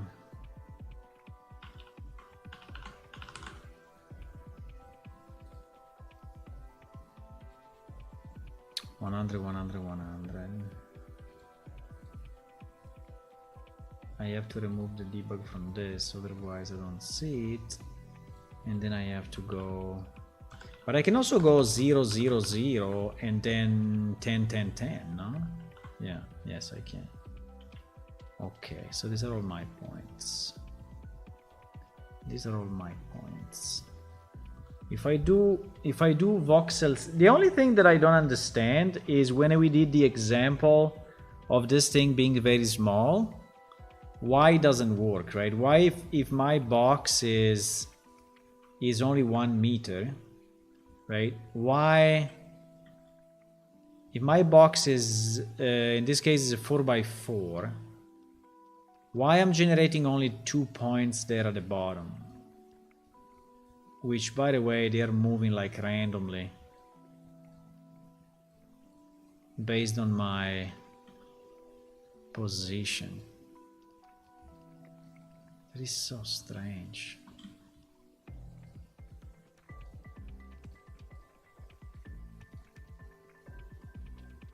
Probably the points are randomized somehow, I don't know. But it is so weird. Voxel sides. If I do 200, 200, 200, which is basically the size of the box, it cannot fit sorry, it cannot fit any, because like my voxel size is the same size of my box. If I say 100 100 100, then it's able to fit only 2, and I have no idea why these are not in the middle, but they are on the side, and they are on this side. I don't know. I mean, it's so weird. Right?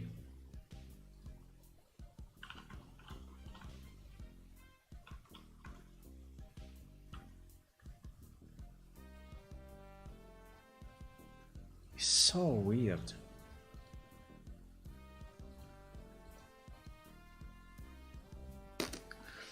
Okay, anyway, let's go forward. I'm trying to understand it, but cannot understand. Of course, it's full time. Yeah, no, I'm okay. I'm just, I'm just expressing my thinking, but I'm just thinking aloud. But it's fine.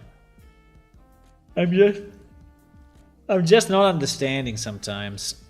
Okay, then this guy transforms the point again. Okay, we don't care about transforming points. He's doing one minus the other just to demonstrate that you can actually decide to remove.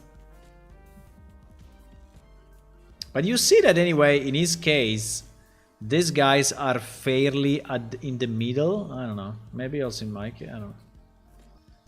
So he's removing, you know, he's removing points just to show that he can remove them. Okay, I think, I don't know why he's doing it so much. Because he wants to create a, he wants, okay. He's demonstrating a bit of the, yeah, this with this, this with this, this with this. Okay, how you can separate and unite again. Okay, fine. Is, wait, what is doing here? 2 point, what is 2 point? To union, because union is not a point thingy, and so you can say 2 points. He's transforming the points again, and then he's doing finally the static mesh spawner, right? Which is what I want to do. He's doing the static mesh spawner, which is what I wanted to do from the beginning, right? Then in the static mesh spawner, what is doing? Mesh selector type, PCG mesh selector. PCG mesh selector. Well, there is by attribute, weighted, or weighted by category. Okay. Then he's selecting component and he's selecting a mesh, right? Whatever it is. We can select a cylinder or whatever. And he's putting it here on the static mesh. But now immediately he sees the thingy. Can we see the thingy as well? We don't see our cube though. Did it debug? Wait, did it debug this node? No, it didn't even. It just debugged this node and it sees the 3D geometry. Okay, let me associate another 3D thingy. I don't know, we can have a cone instead of a cube, or the blue cube. Yeah, the blue cube is okay. So why this blue cube now is not showing?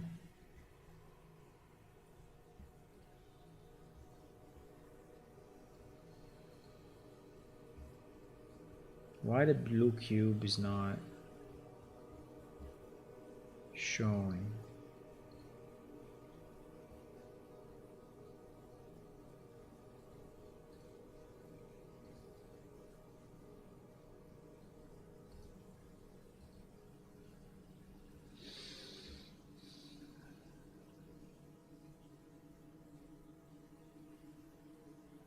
Attribute known is not in the metadata.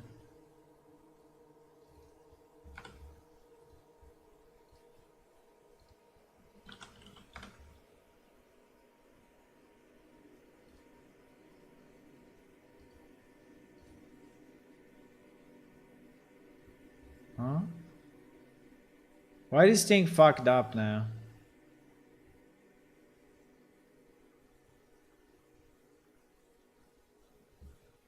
Why? I changed the wrong mesh.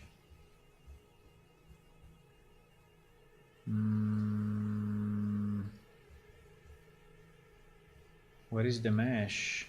I thought this was the mesh. No, this is not the mesh. Static mesh. Static mesh. Mesh entries. Setting mesh entries. Do we have a mesh entries here? Mesh entries. I don't see a mesh entries. Where is it? There is no mesh entries. What? Mesh and so he has settings. Yes, setting mesh selector type. Instance none. Apply mesh bound. Apply mesh bound. Then maybe under template. Ah, is it under template? It's under template, boys. It's under template. It was hidden. So it's under template. Okay, I don't understand why this thing is broken now. Yeah, I changed the first parameter, but it was what? Weighted? Okay, it was weighted. It was weighted. So probably attribute and category require more things, right?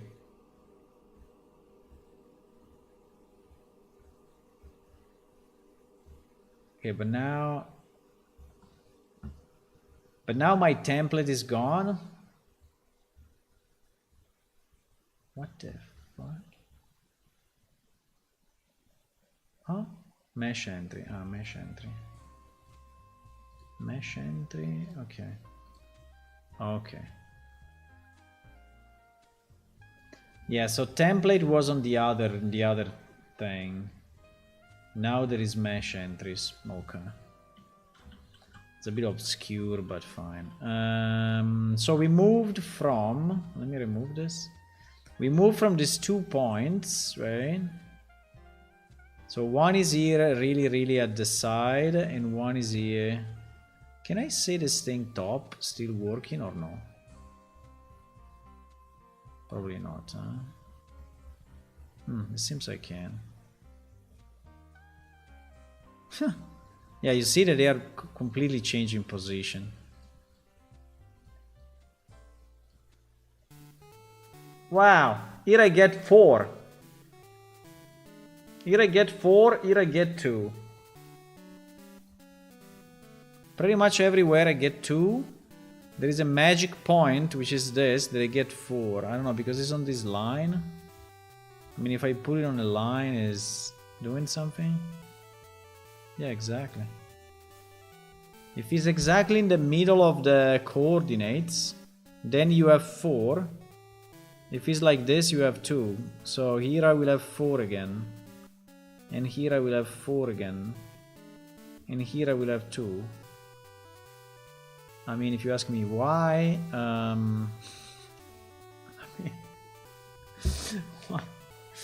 if you ask me why, when he's exactly at the beginning, but anyway,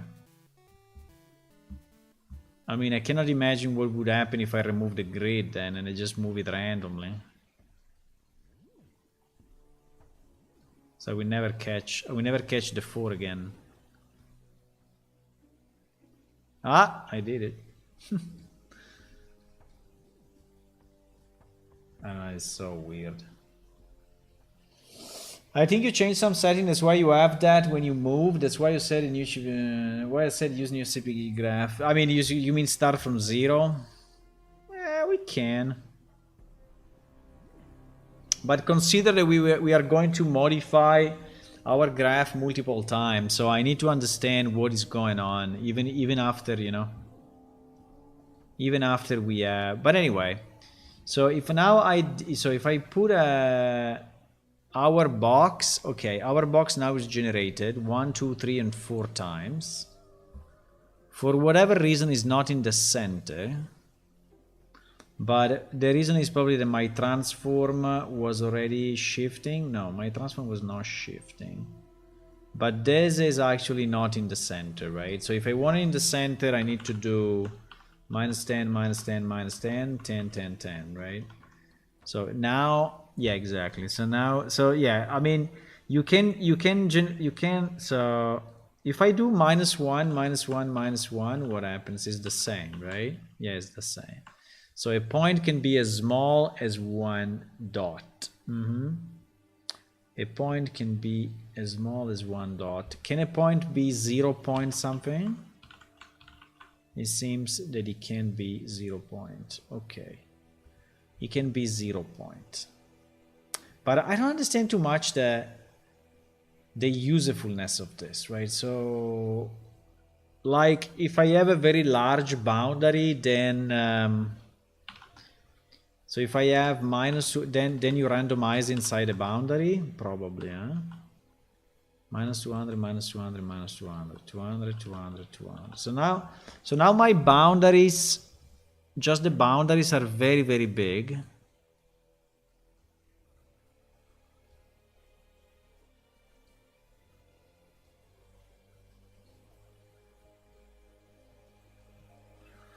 Now I'm not getting the 4. Wow, here I'm getting 1. Here I'm getting only 1 guy. Holy moly.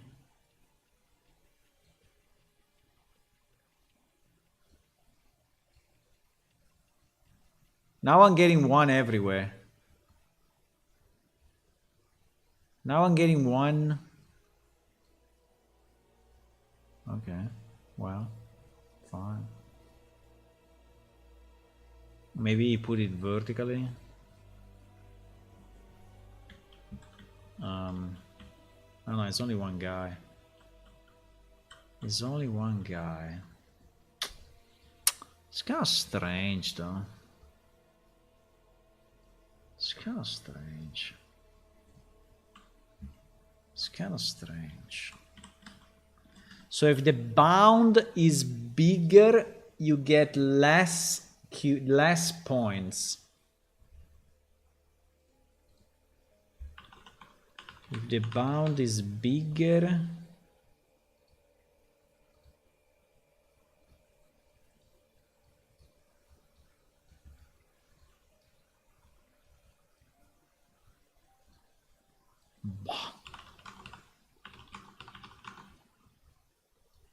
no idea what I'm looking at.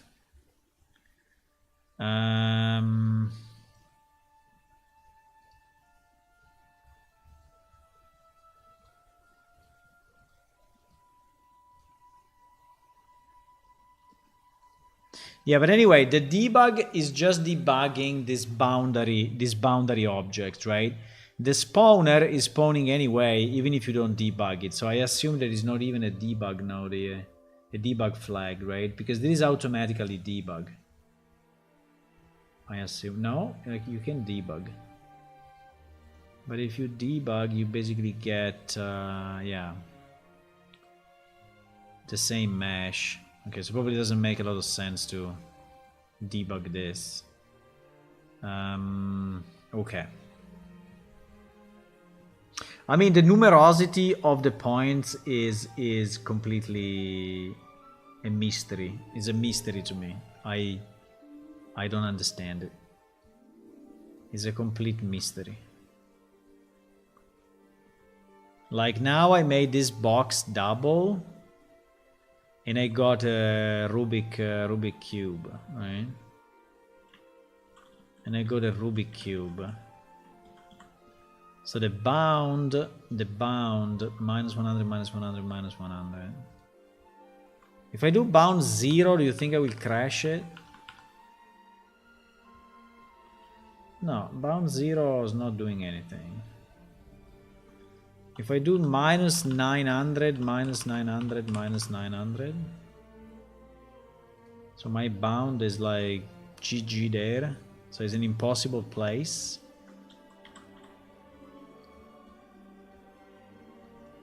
My bound is in an impossible place. This thing is still generating. It's still generating all the cubes without blinking of an eye. Without a blink of an eye.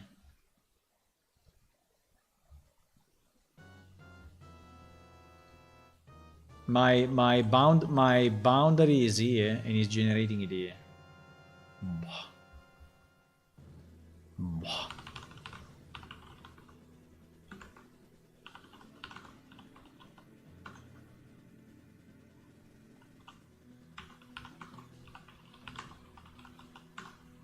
So now I have my boundary down there.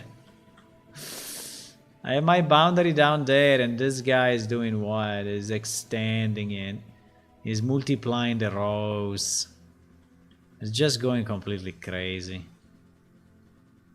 Bah. Those blue are your real final content. Yeah, because these are the meshes that I spawned. So I choose the same, you know. I choose the same as this. By, you know, I need perfect science on this thing. If I'm generating a dungeon, there should be not even a millimeter of difference, you know, between one mesh and the other. So I don't understand what I don't understand what this is. Anyway, let's continue with the video a second. So here is adding the meshes, right? Is rotating some of the meshes. Okay. So magically, I don't know exactly how, but magically transform them so that they are like 4 sides. And now it was doing what? Wait, it was kind of changing them a bit. Offset. Okay, and the transport point was just changing the offset a bit so that they probably match better in terms of, yeah. Okay, that I understand. I think the offset I understand. The bounce modifier I don't understand too much. Okay, now he's adding another bounce modifier. He's saying minus 50, minus 50, minus 50, 50, 50, 50. Okay, wait a second. I stopped the video. So minus 50, so it's just a smaller box, right? This bounce modifier should be a smaller box inside of this box, right? If we understood it right.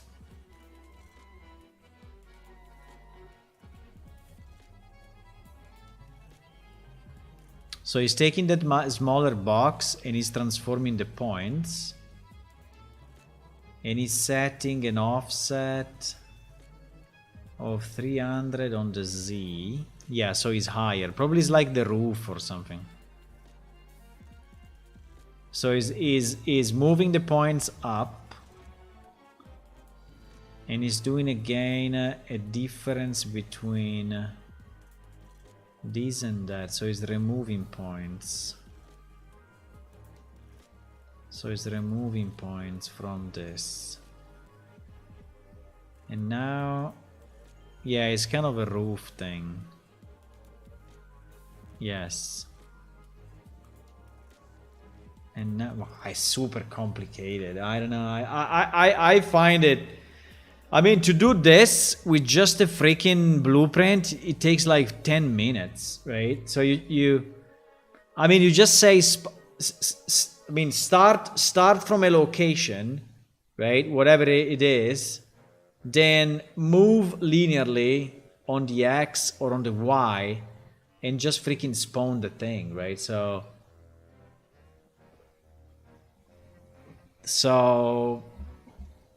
I don't know. I'm very skeptical at this moment. I'm very skeptical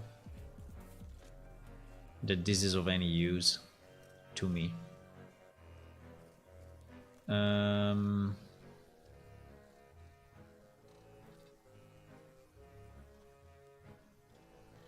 What is doing here? Selecting the roofs. Yeah, selecting the roof pieces. And then these are the roof pieces, and then he's probably scaling them up, I guess. Yeah, he's scaling them up.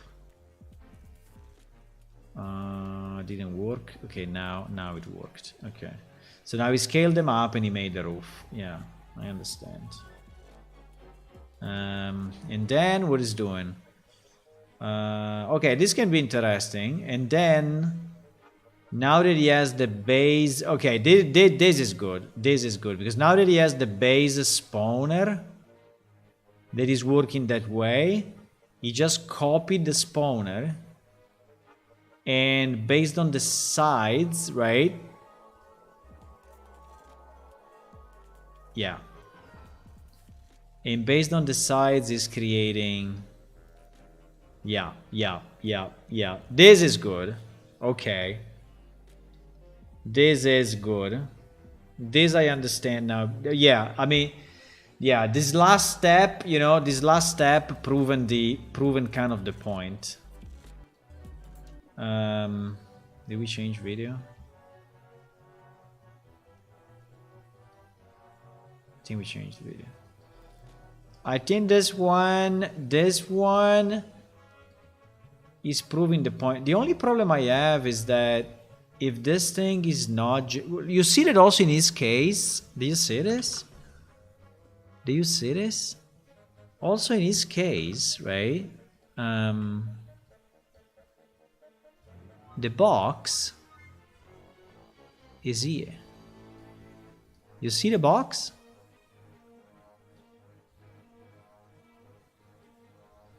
So this mesh is outside of the box.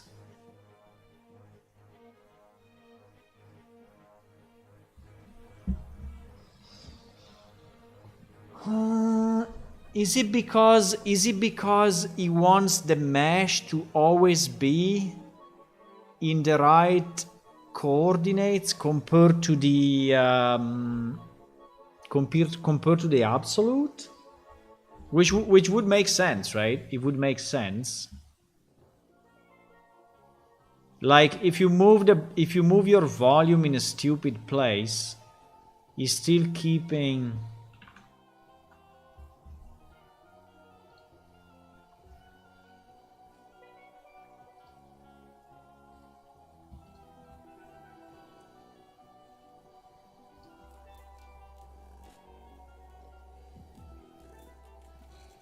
Because like now, he moved the volume maybe in a stupid place, and the engine is still putting maybe the mesh in a compatible location, or no?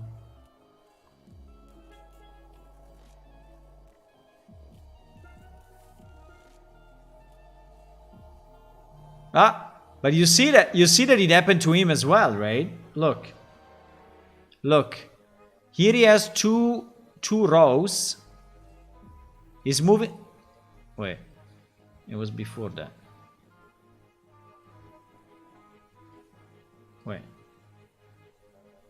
Wait a second. 2 rows.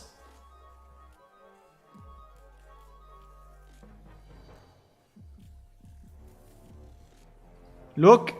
3 rows now. 3 rows.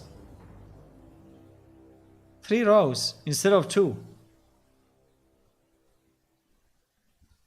And then you move it, it's 2 again. What the fuck?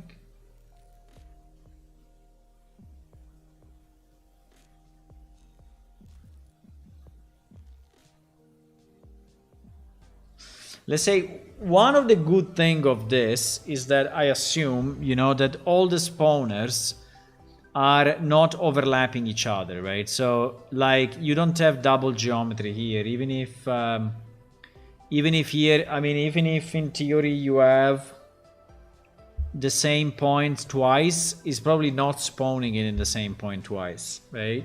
I assume.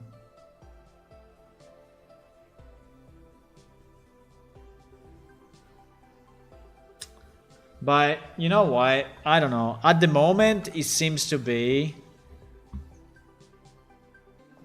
very messy. Very messy.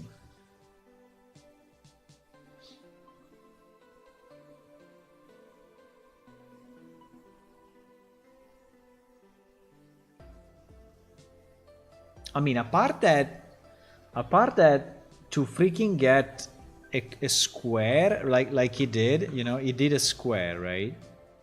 I mean, to do a square, you have to do this, right? You have to do like 4 differences, and I mean, we have to transfer points 4 times. Difference with this weird logic.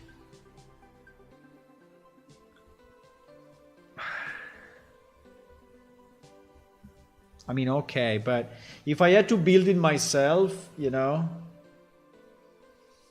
I mean, I don't know, it would take me like 5 hours to figure it out, right? And I mean, is it worth it? I mean, instead of just placing the meshes yourself with a blueprint, I don't know.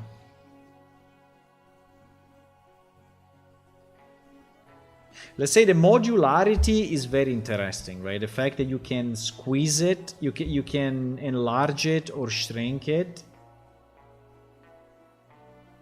And in theory, all the points are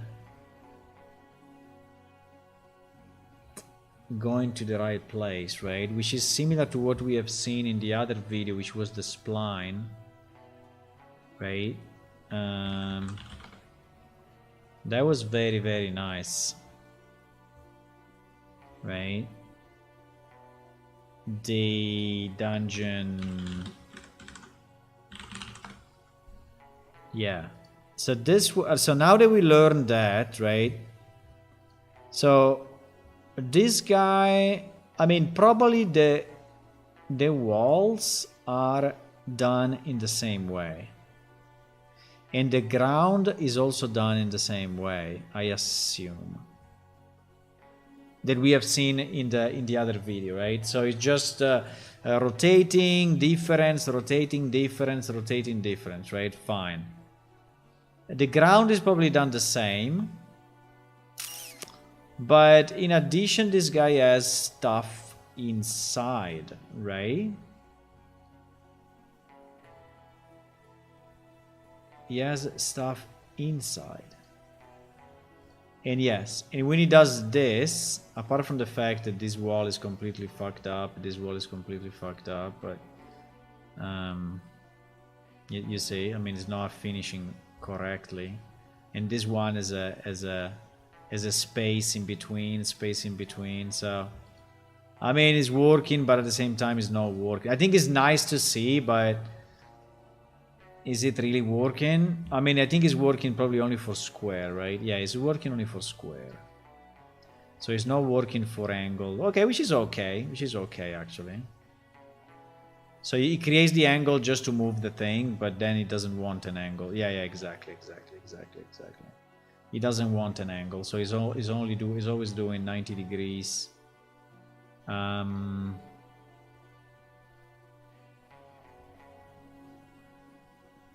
So,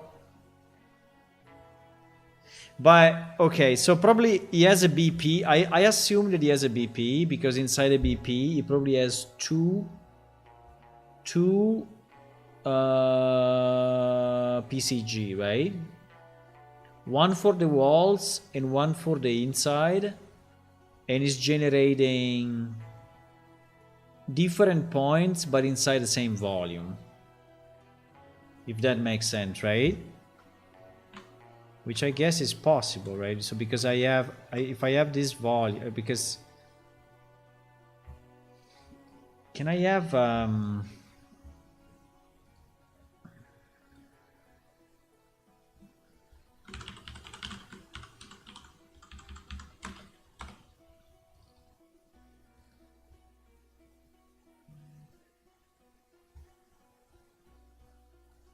so if I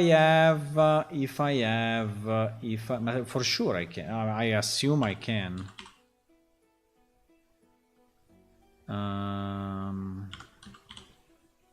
Yeah, exactly. So I can have a PCG. I can have a PCG, please, walls, and I have a PCG content, right? And so now the only problem is that They both need to use the same graph.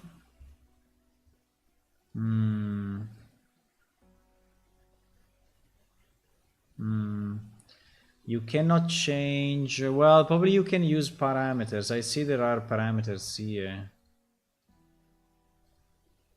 Parameters override. Maybe you can make.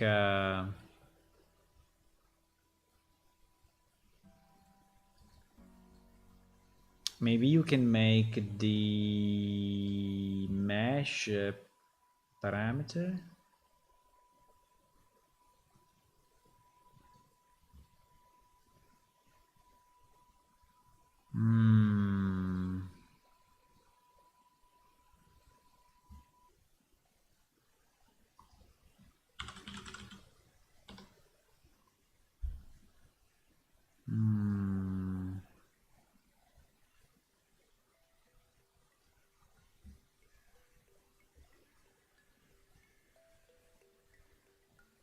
I mean, in the other case, I mean, if it's not possible, you just copy the graph twice, right?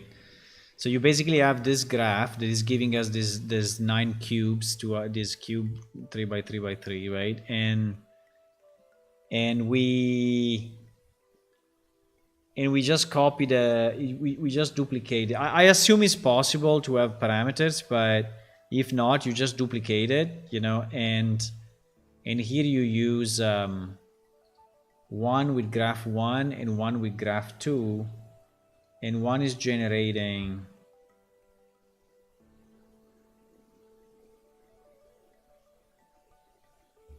no, wait a second. No, they have to be different, because anyway you will have a different logic, right? No, yeah. They need to be two inside the same component. Exactly. Two inside the same thing. And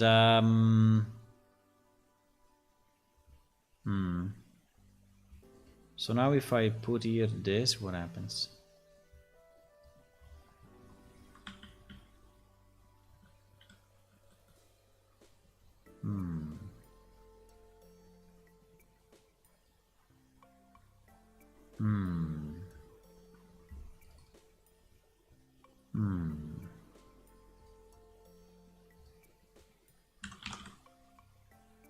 Why there is no cone? What the fuck? Okay, ramp. Let's say ramp. Let's say ramp. Yeah, exactly. But now how does he know how big is my BP, right?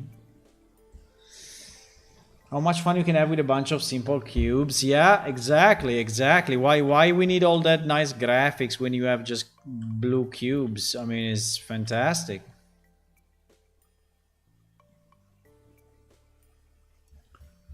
So I guess that because here we don't have a PCG volume that we can place, right?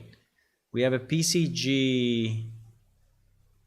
So or I add a volume. Which kind of volume I have? I don't have any volume that I can add here. So where is it taking the sides? That is what is. I have a collision box, but collision box is not really, you know. And also I don't know why he added it here, but he didn't add it here. Because it's not selected.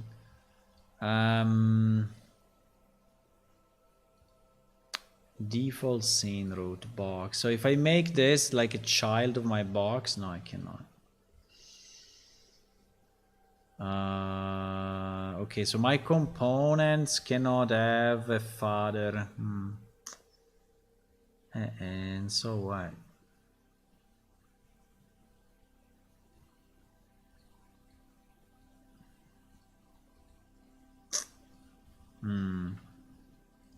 No, I'm trying to understand how this thing can get the sides from the father if he's an actor, right?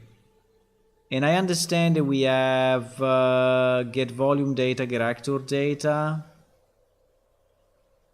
I understand this.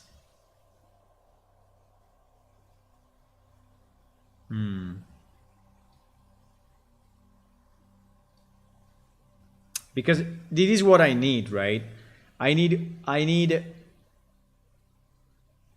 one BP, which is basically a room, right? And inside the room, I need to randomize the content, right? Based on a number of different graphs. So I can have the chair graph, I can have the bed graph, I can have the furniture graph, I can have the dirt graph, the sacks graph, right? And I put them all here, and then I just find the horizontal space with, I don't know, 12 points, and then I generate on all these things something, right?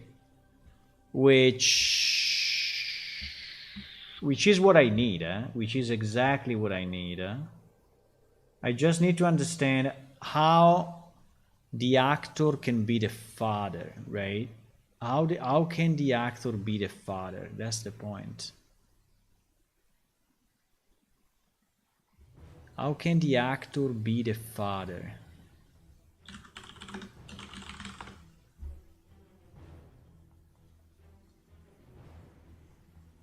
Hi, I'm Freedom Coder, and in this video I'm going to show you how to create a custom PCG actor. In all the previous videos of the series, you can't with PCG component.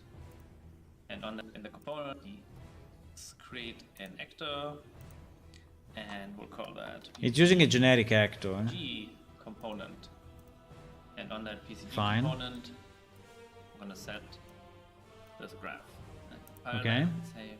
And when I put it into the scene, I have to click on PCG and click generate. And for now, Yeah, nothing happens because he has no sides. by like design, the samplers respect the owning actor's bounds for valid like a bounds to create points. Exactly. And since our actor is brand Exactly. new and has nothing in it. It doesn't have Exactly. a box collision, Ah, and that's very small. It's just like barely visible. I'm gonna crank that up a whole lot so the box collision was the right one. in size. I nearly did it. I nearly did it, guys. Guys, I nearly did it. I was nearly there. I was nearly there. I was nearly there. So he's taking the box. So he's taking the sides of the box. I see. I see. Okay, this is good though. This is good. I like. It is very good. Yes, yes, yes, yes. So this is my actor now. And I actually have two. Apart from the fact that it's generating, bro, one instead of two, which is super stupid. But anyway. I don't know. The sides thing is weird. But apart from that, right? Apart from that, also, you know, it's not aligned. You are saying create a new graph? Okay, I'm creating a new graph. I'm creating a new graph, assuming that it does something, but I don't know. New graph. So this is clean graph.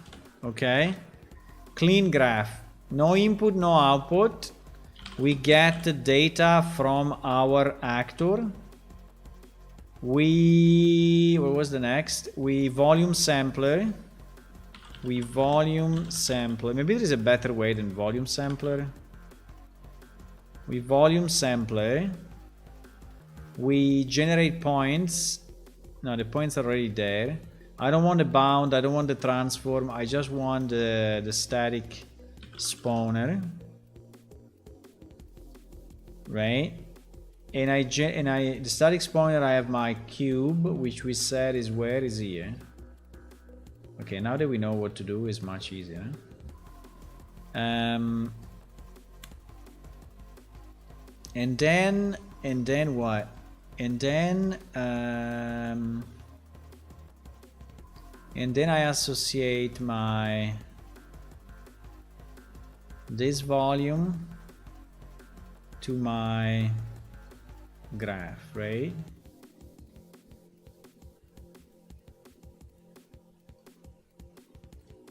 To the clean graph.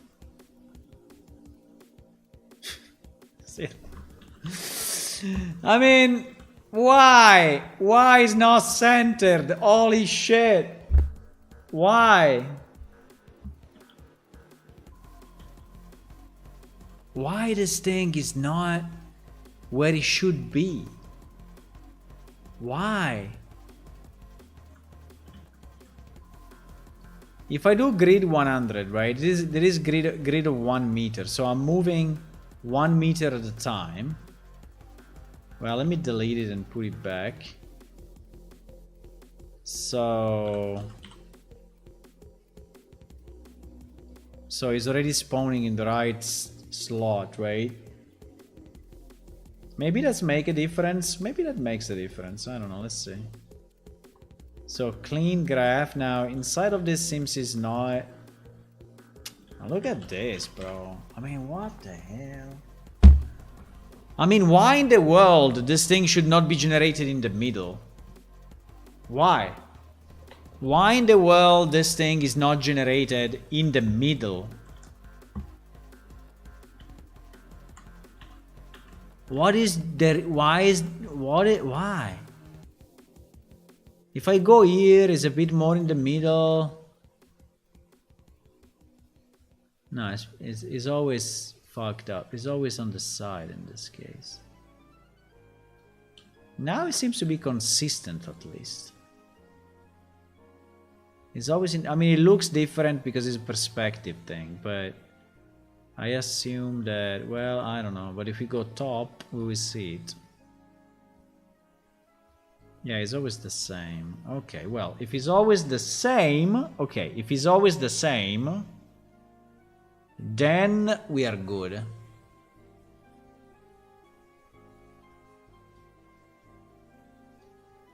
If it's always the same, but if I'm like in the mid, if I remove the grid and I go mid, okay, but this is solvable, meaning that if you move it in a location that is not, but that I can solve myself, right? I can ensure that we are always spawning it in a location that is a multiple of 100.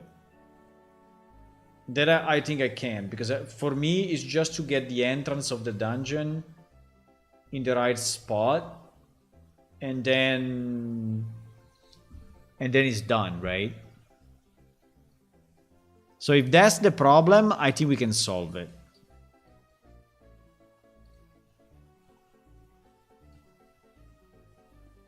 Yeah, the only shit is that when you move it, yeah, you will have then to say 800. Yeah, okay. Okay. I think also this one we understood, huh? So he wants to be in a multiple of 100, or anyway, he wants to be in the exact location. And then the fact that he's not spawning in the middle, I don't think is a big deal, because at this point, okay, he's doing that shit. Nice. We just transform, right? We just transform. And we move it, I don't know how much, but it seems to be 50-50. It seems to be 50-50. We move it, I don't know why it's generated there, but anyway. We do absolute offset. No. Offset minimum, offset maximum. Yeah, so I do 50, 50, 50, 50. Exactly. So now Why I have 2, by the way? Why? Huh? Why?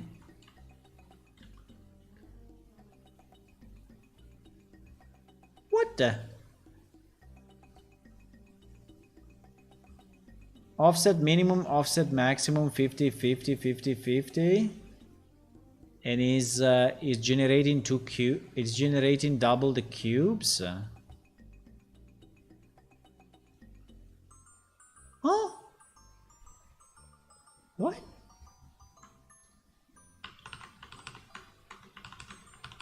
If I do 100, 100, generating it 3 times, or what?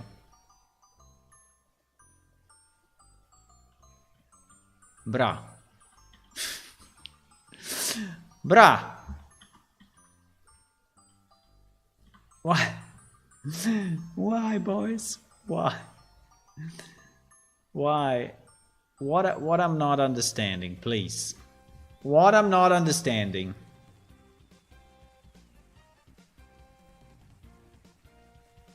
Huh?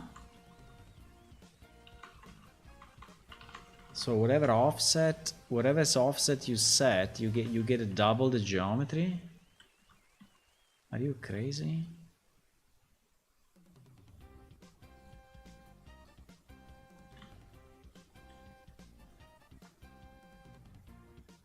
No, this is not good.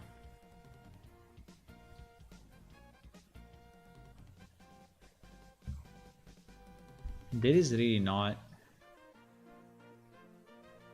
This is really not good.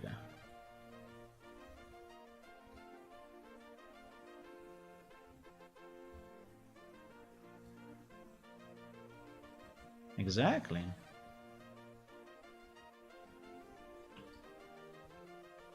So my debug, you know, is showing.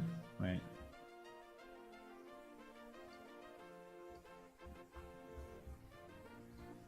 My debug at 50, 50, 50, 50 is showing one box here, right?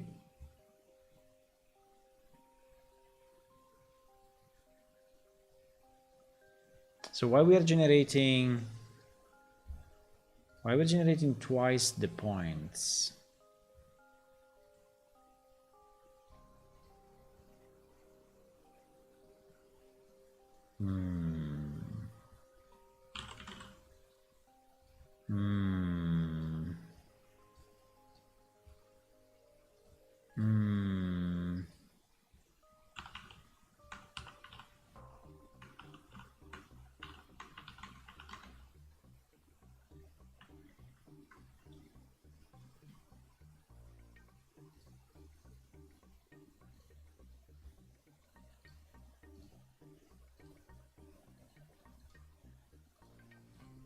What?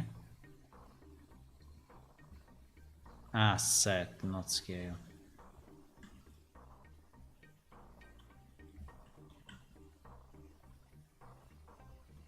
Yeah.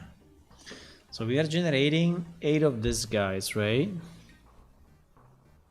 If I debug this... What the... Huh?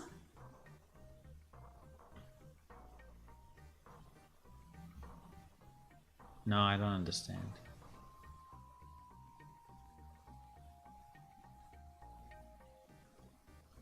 I don't understand.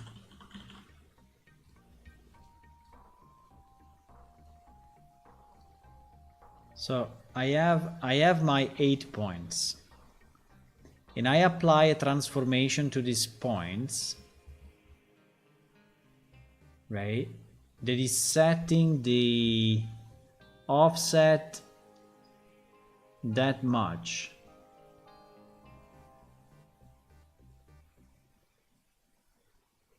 Is this moving the wall box? So if I do 10, 10, 10, 10,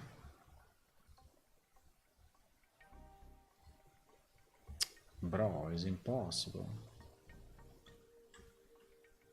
Why?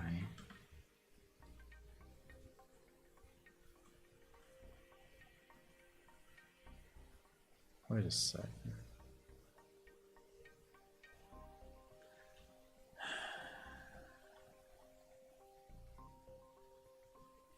I don't understand what I'm seeing. I'm seeing the 8. I'm seeing the original 8. So debug does not affect... Huh?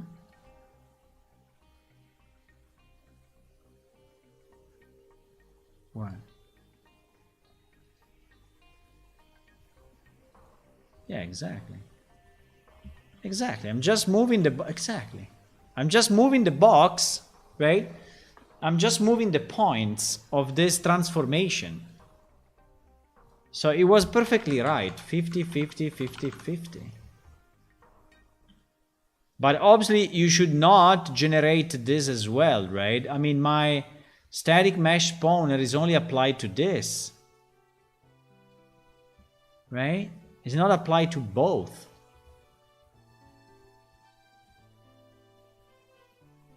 And now it's working. Okay.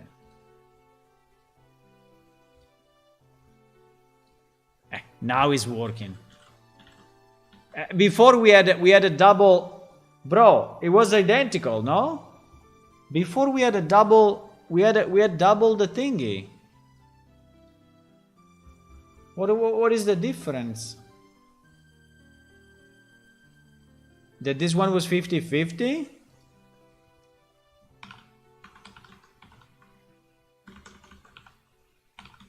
This one was 50-50, huh? Doesn't make any difference. Ah, I need to watch back the video and see what I did differently, but this is exactly what I tried to do, right? I tried to spawn. Wait, there are 2 lines. That's not very good. Maybe that's the issue. That there are 2 lines going into transfer points, and maybe here we get double the point. It would be very nice to get this table, right? This inspect table. I think it's super good. Can I see this? Why I cannot see? Why is always saying no data available?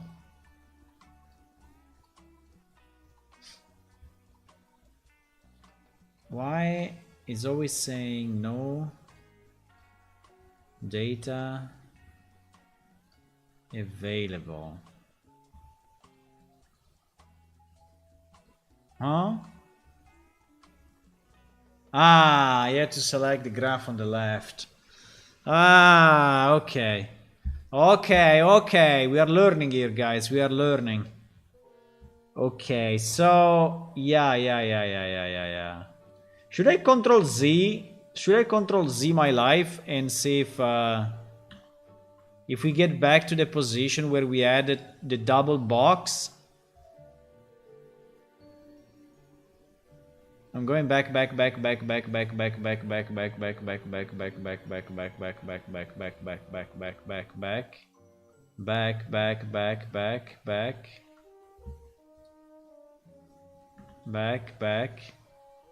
Okay, here we have the double.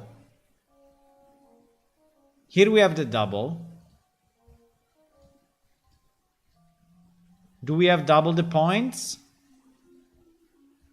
No, but we have 2 lines. Ah, the problem was the 2 lines, because I'm getting points from here and getting points from here. Very nice. It's becoming science. It's slowly becoming science. So if I inspect this, wait, I should get 16 points, not 8, no? What?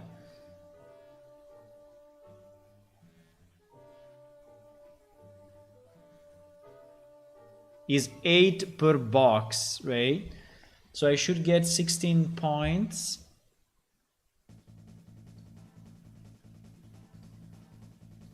Because there are two CG data points that are coming in.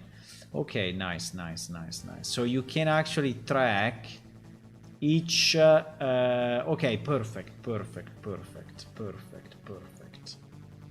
Okay, so whatever data. Okay, so if I do this, what happens? Nothing. If I do this, what happens? Do I have... Yes. Now I have 24 points. Now I have 24 points. Okay, so every line counts, huh? That is what we learned. Okay, every line counts. Okay, good. This is very nice.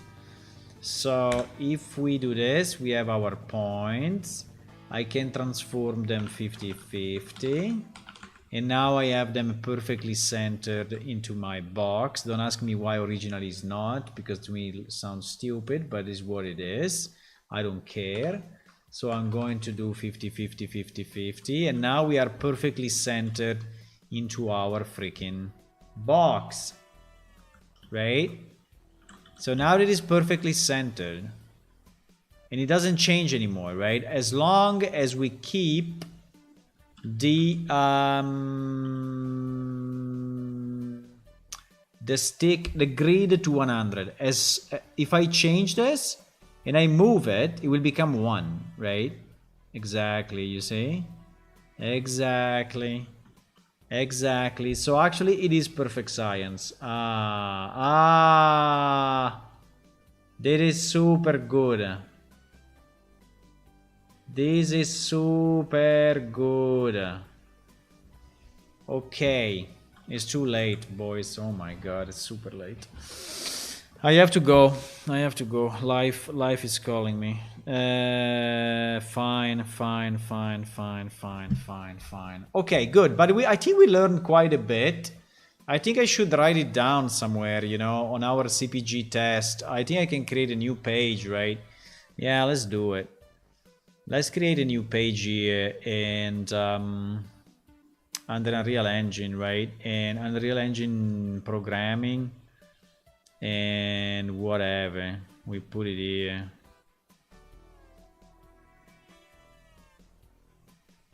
We put it here and we call it PCG Procedural Generation.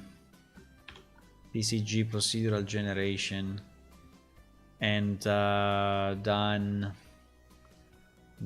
save. And we go here. Oh my god, I need to go. So what we learned that you need to position your initial volume with snap to grid 100. Otherwise, if you are in you know, in another random position, I mean not step position, if you are in a non-step position,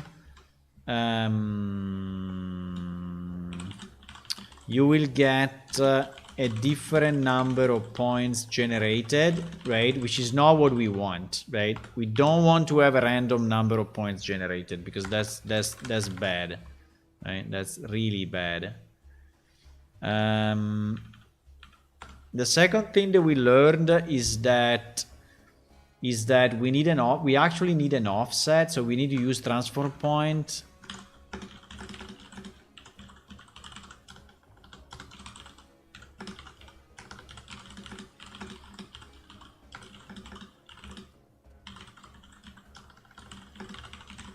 To move the offset of the generating points back to the 0 position of our volume, right? So in our case, now this will depend on the size of the volume, I assume, or not.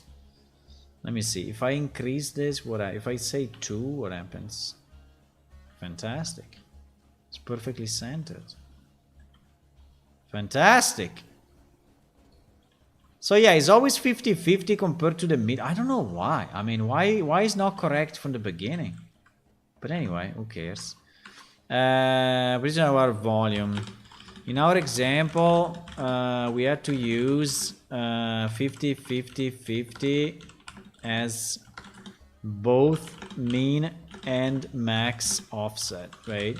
So you're basically moving it. Now, the other thing that we learned is that the transform, right, is that the transform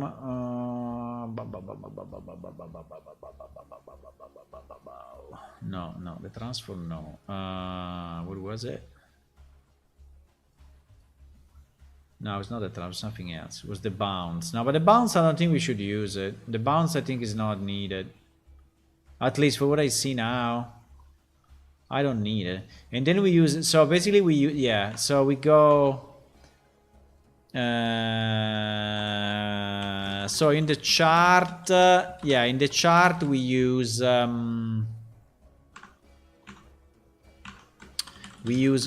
oops, in which chart we use get actor data, then volume sampler, then transform point, then spawner, right? Static mesh spawner, right? Volume sampler, transform point, static mesh spawner. Exactly. And basically the voxel sides, the so the voxel sides, yeah, I mean, if I go 50, I will have double the points, I assume. Oh, fuck. If I go... If I go a different voxel size, actually I'm getting... Yeah, because my points are too big. I see.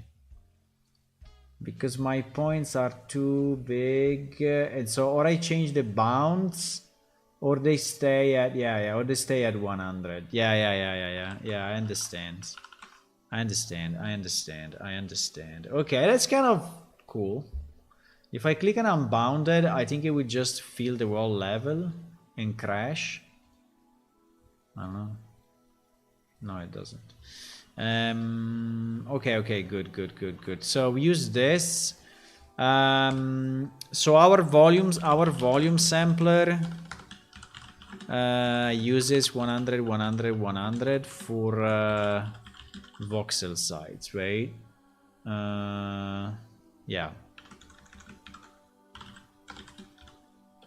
And then pretty much that's it. And then we put the mesh here. So if you want to do it in an actor, right? So if you want to do it in an actor, you need a collision box inside the actor to so the engine can determine the overall actor size, right? Exactly. Without that, it doesn't work. Okay, that's pretty good, actually. Okay, that's pretty good. At least we have some notes, right, on what we learned today. Okay, guys, I'm gonna go. Thank you for watching, and tomorrow I will not be here because I'm playing role-playing games, but tabletop. But I will be here Saturday afternoon. I think we will continue a bit with this because I want to understand the potential, and I want to understand how, I mean, if this can be useful or not, right? I think what I didn't see, but maybe is in the other 1 million nodes that are here, I didn't see the logic of parent and child, right? And the spawning of... Maybe there is. I hope there is. But... I don't know, maybe from 1 point, maybe you separate the points, maybe you do a 4, can you do a 4 each point or no? You cannot do it for each points, but because basically for every of these points we will have to generate another graph, right? Like a subgraph. Yeah, I think there was a subgraph thingy, and we can see there is loop. Yes, like this, I guess. So basically for every point then we loop and we generate more stuff, right? But I don't know if this is enough to really generate a random. I don't know if this is enough. Maybe it's not enough. Maybe we have to do it with blueprints anyway. Okay guys, I'm going. See you. Bye bye. Good night.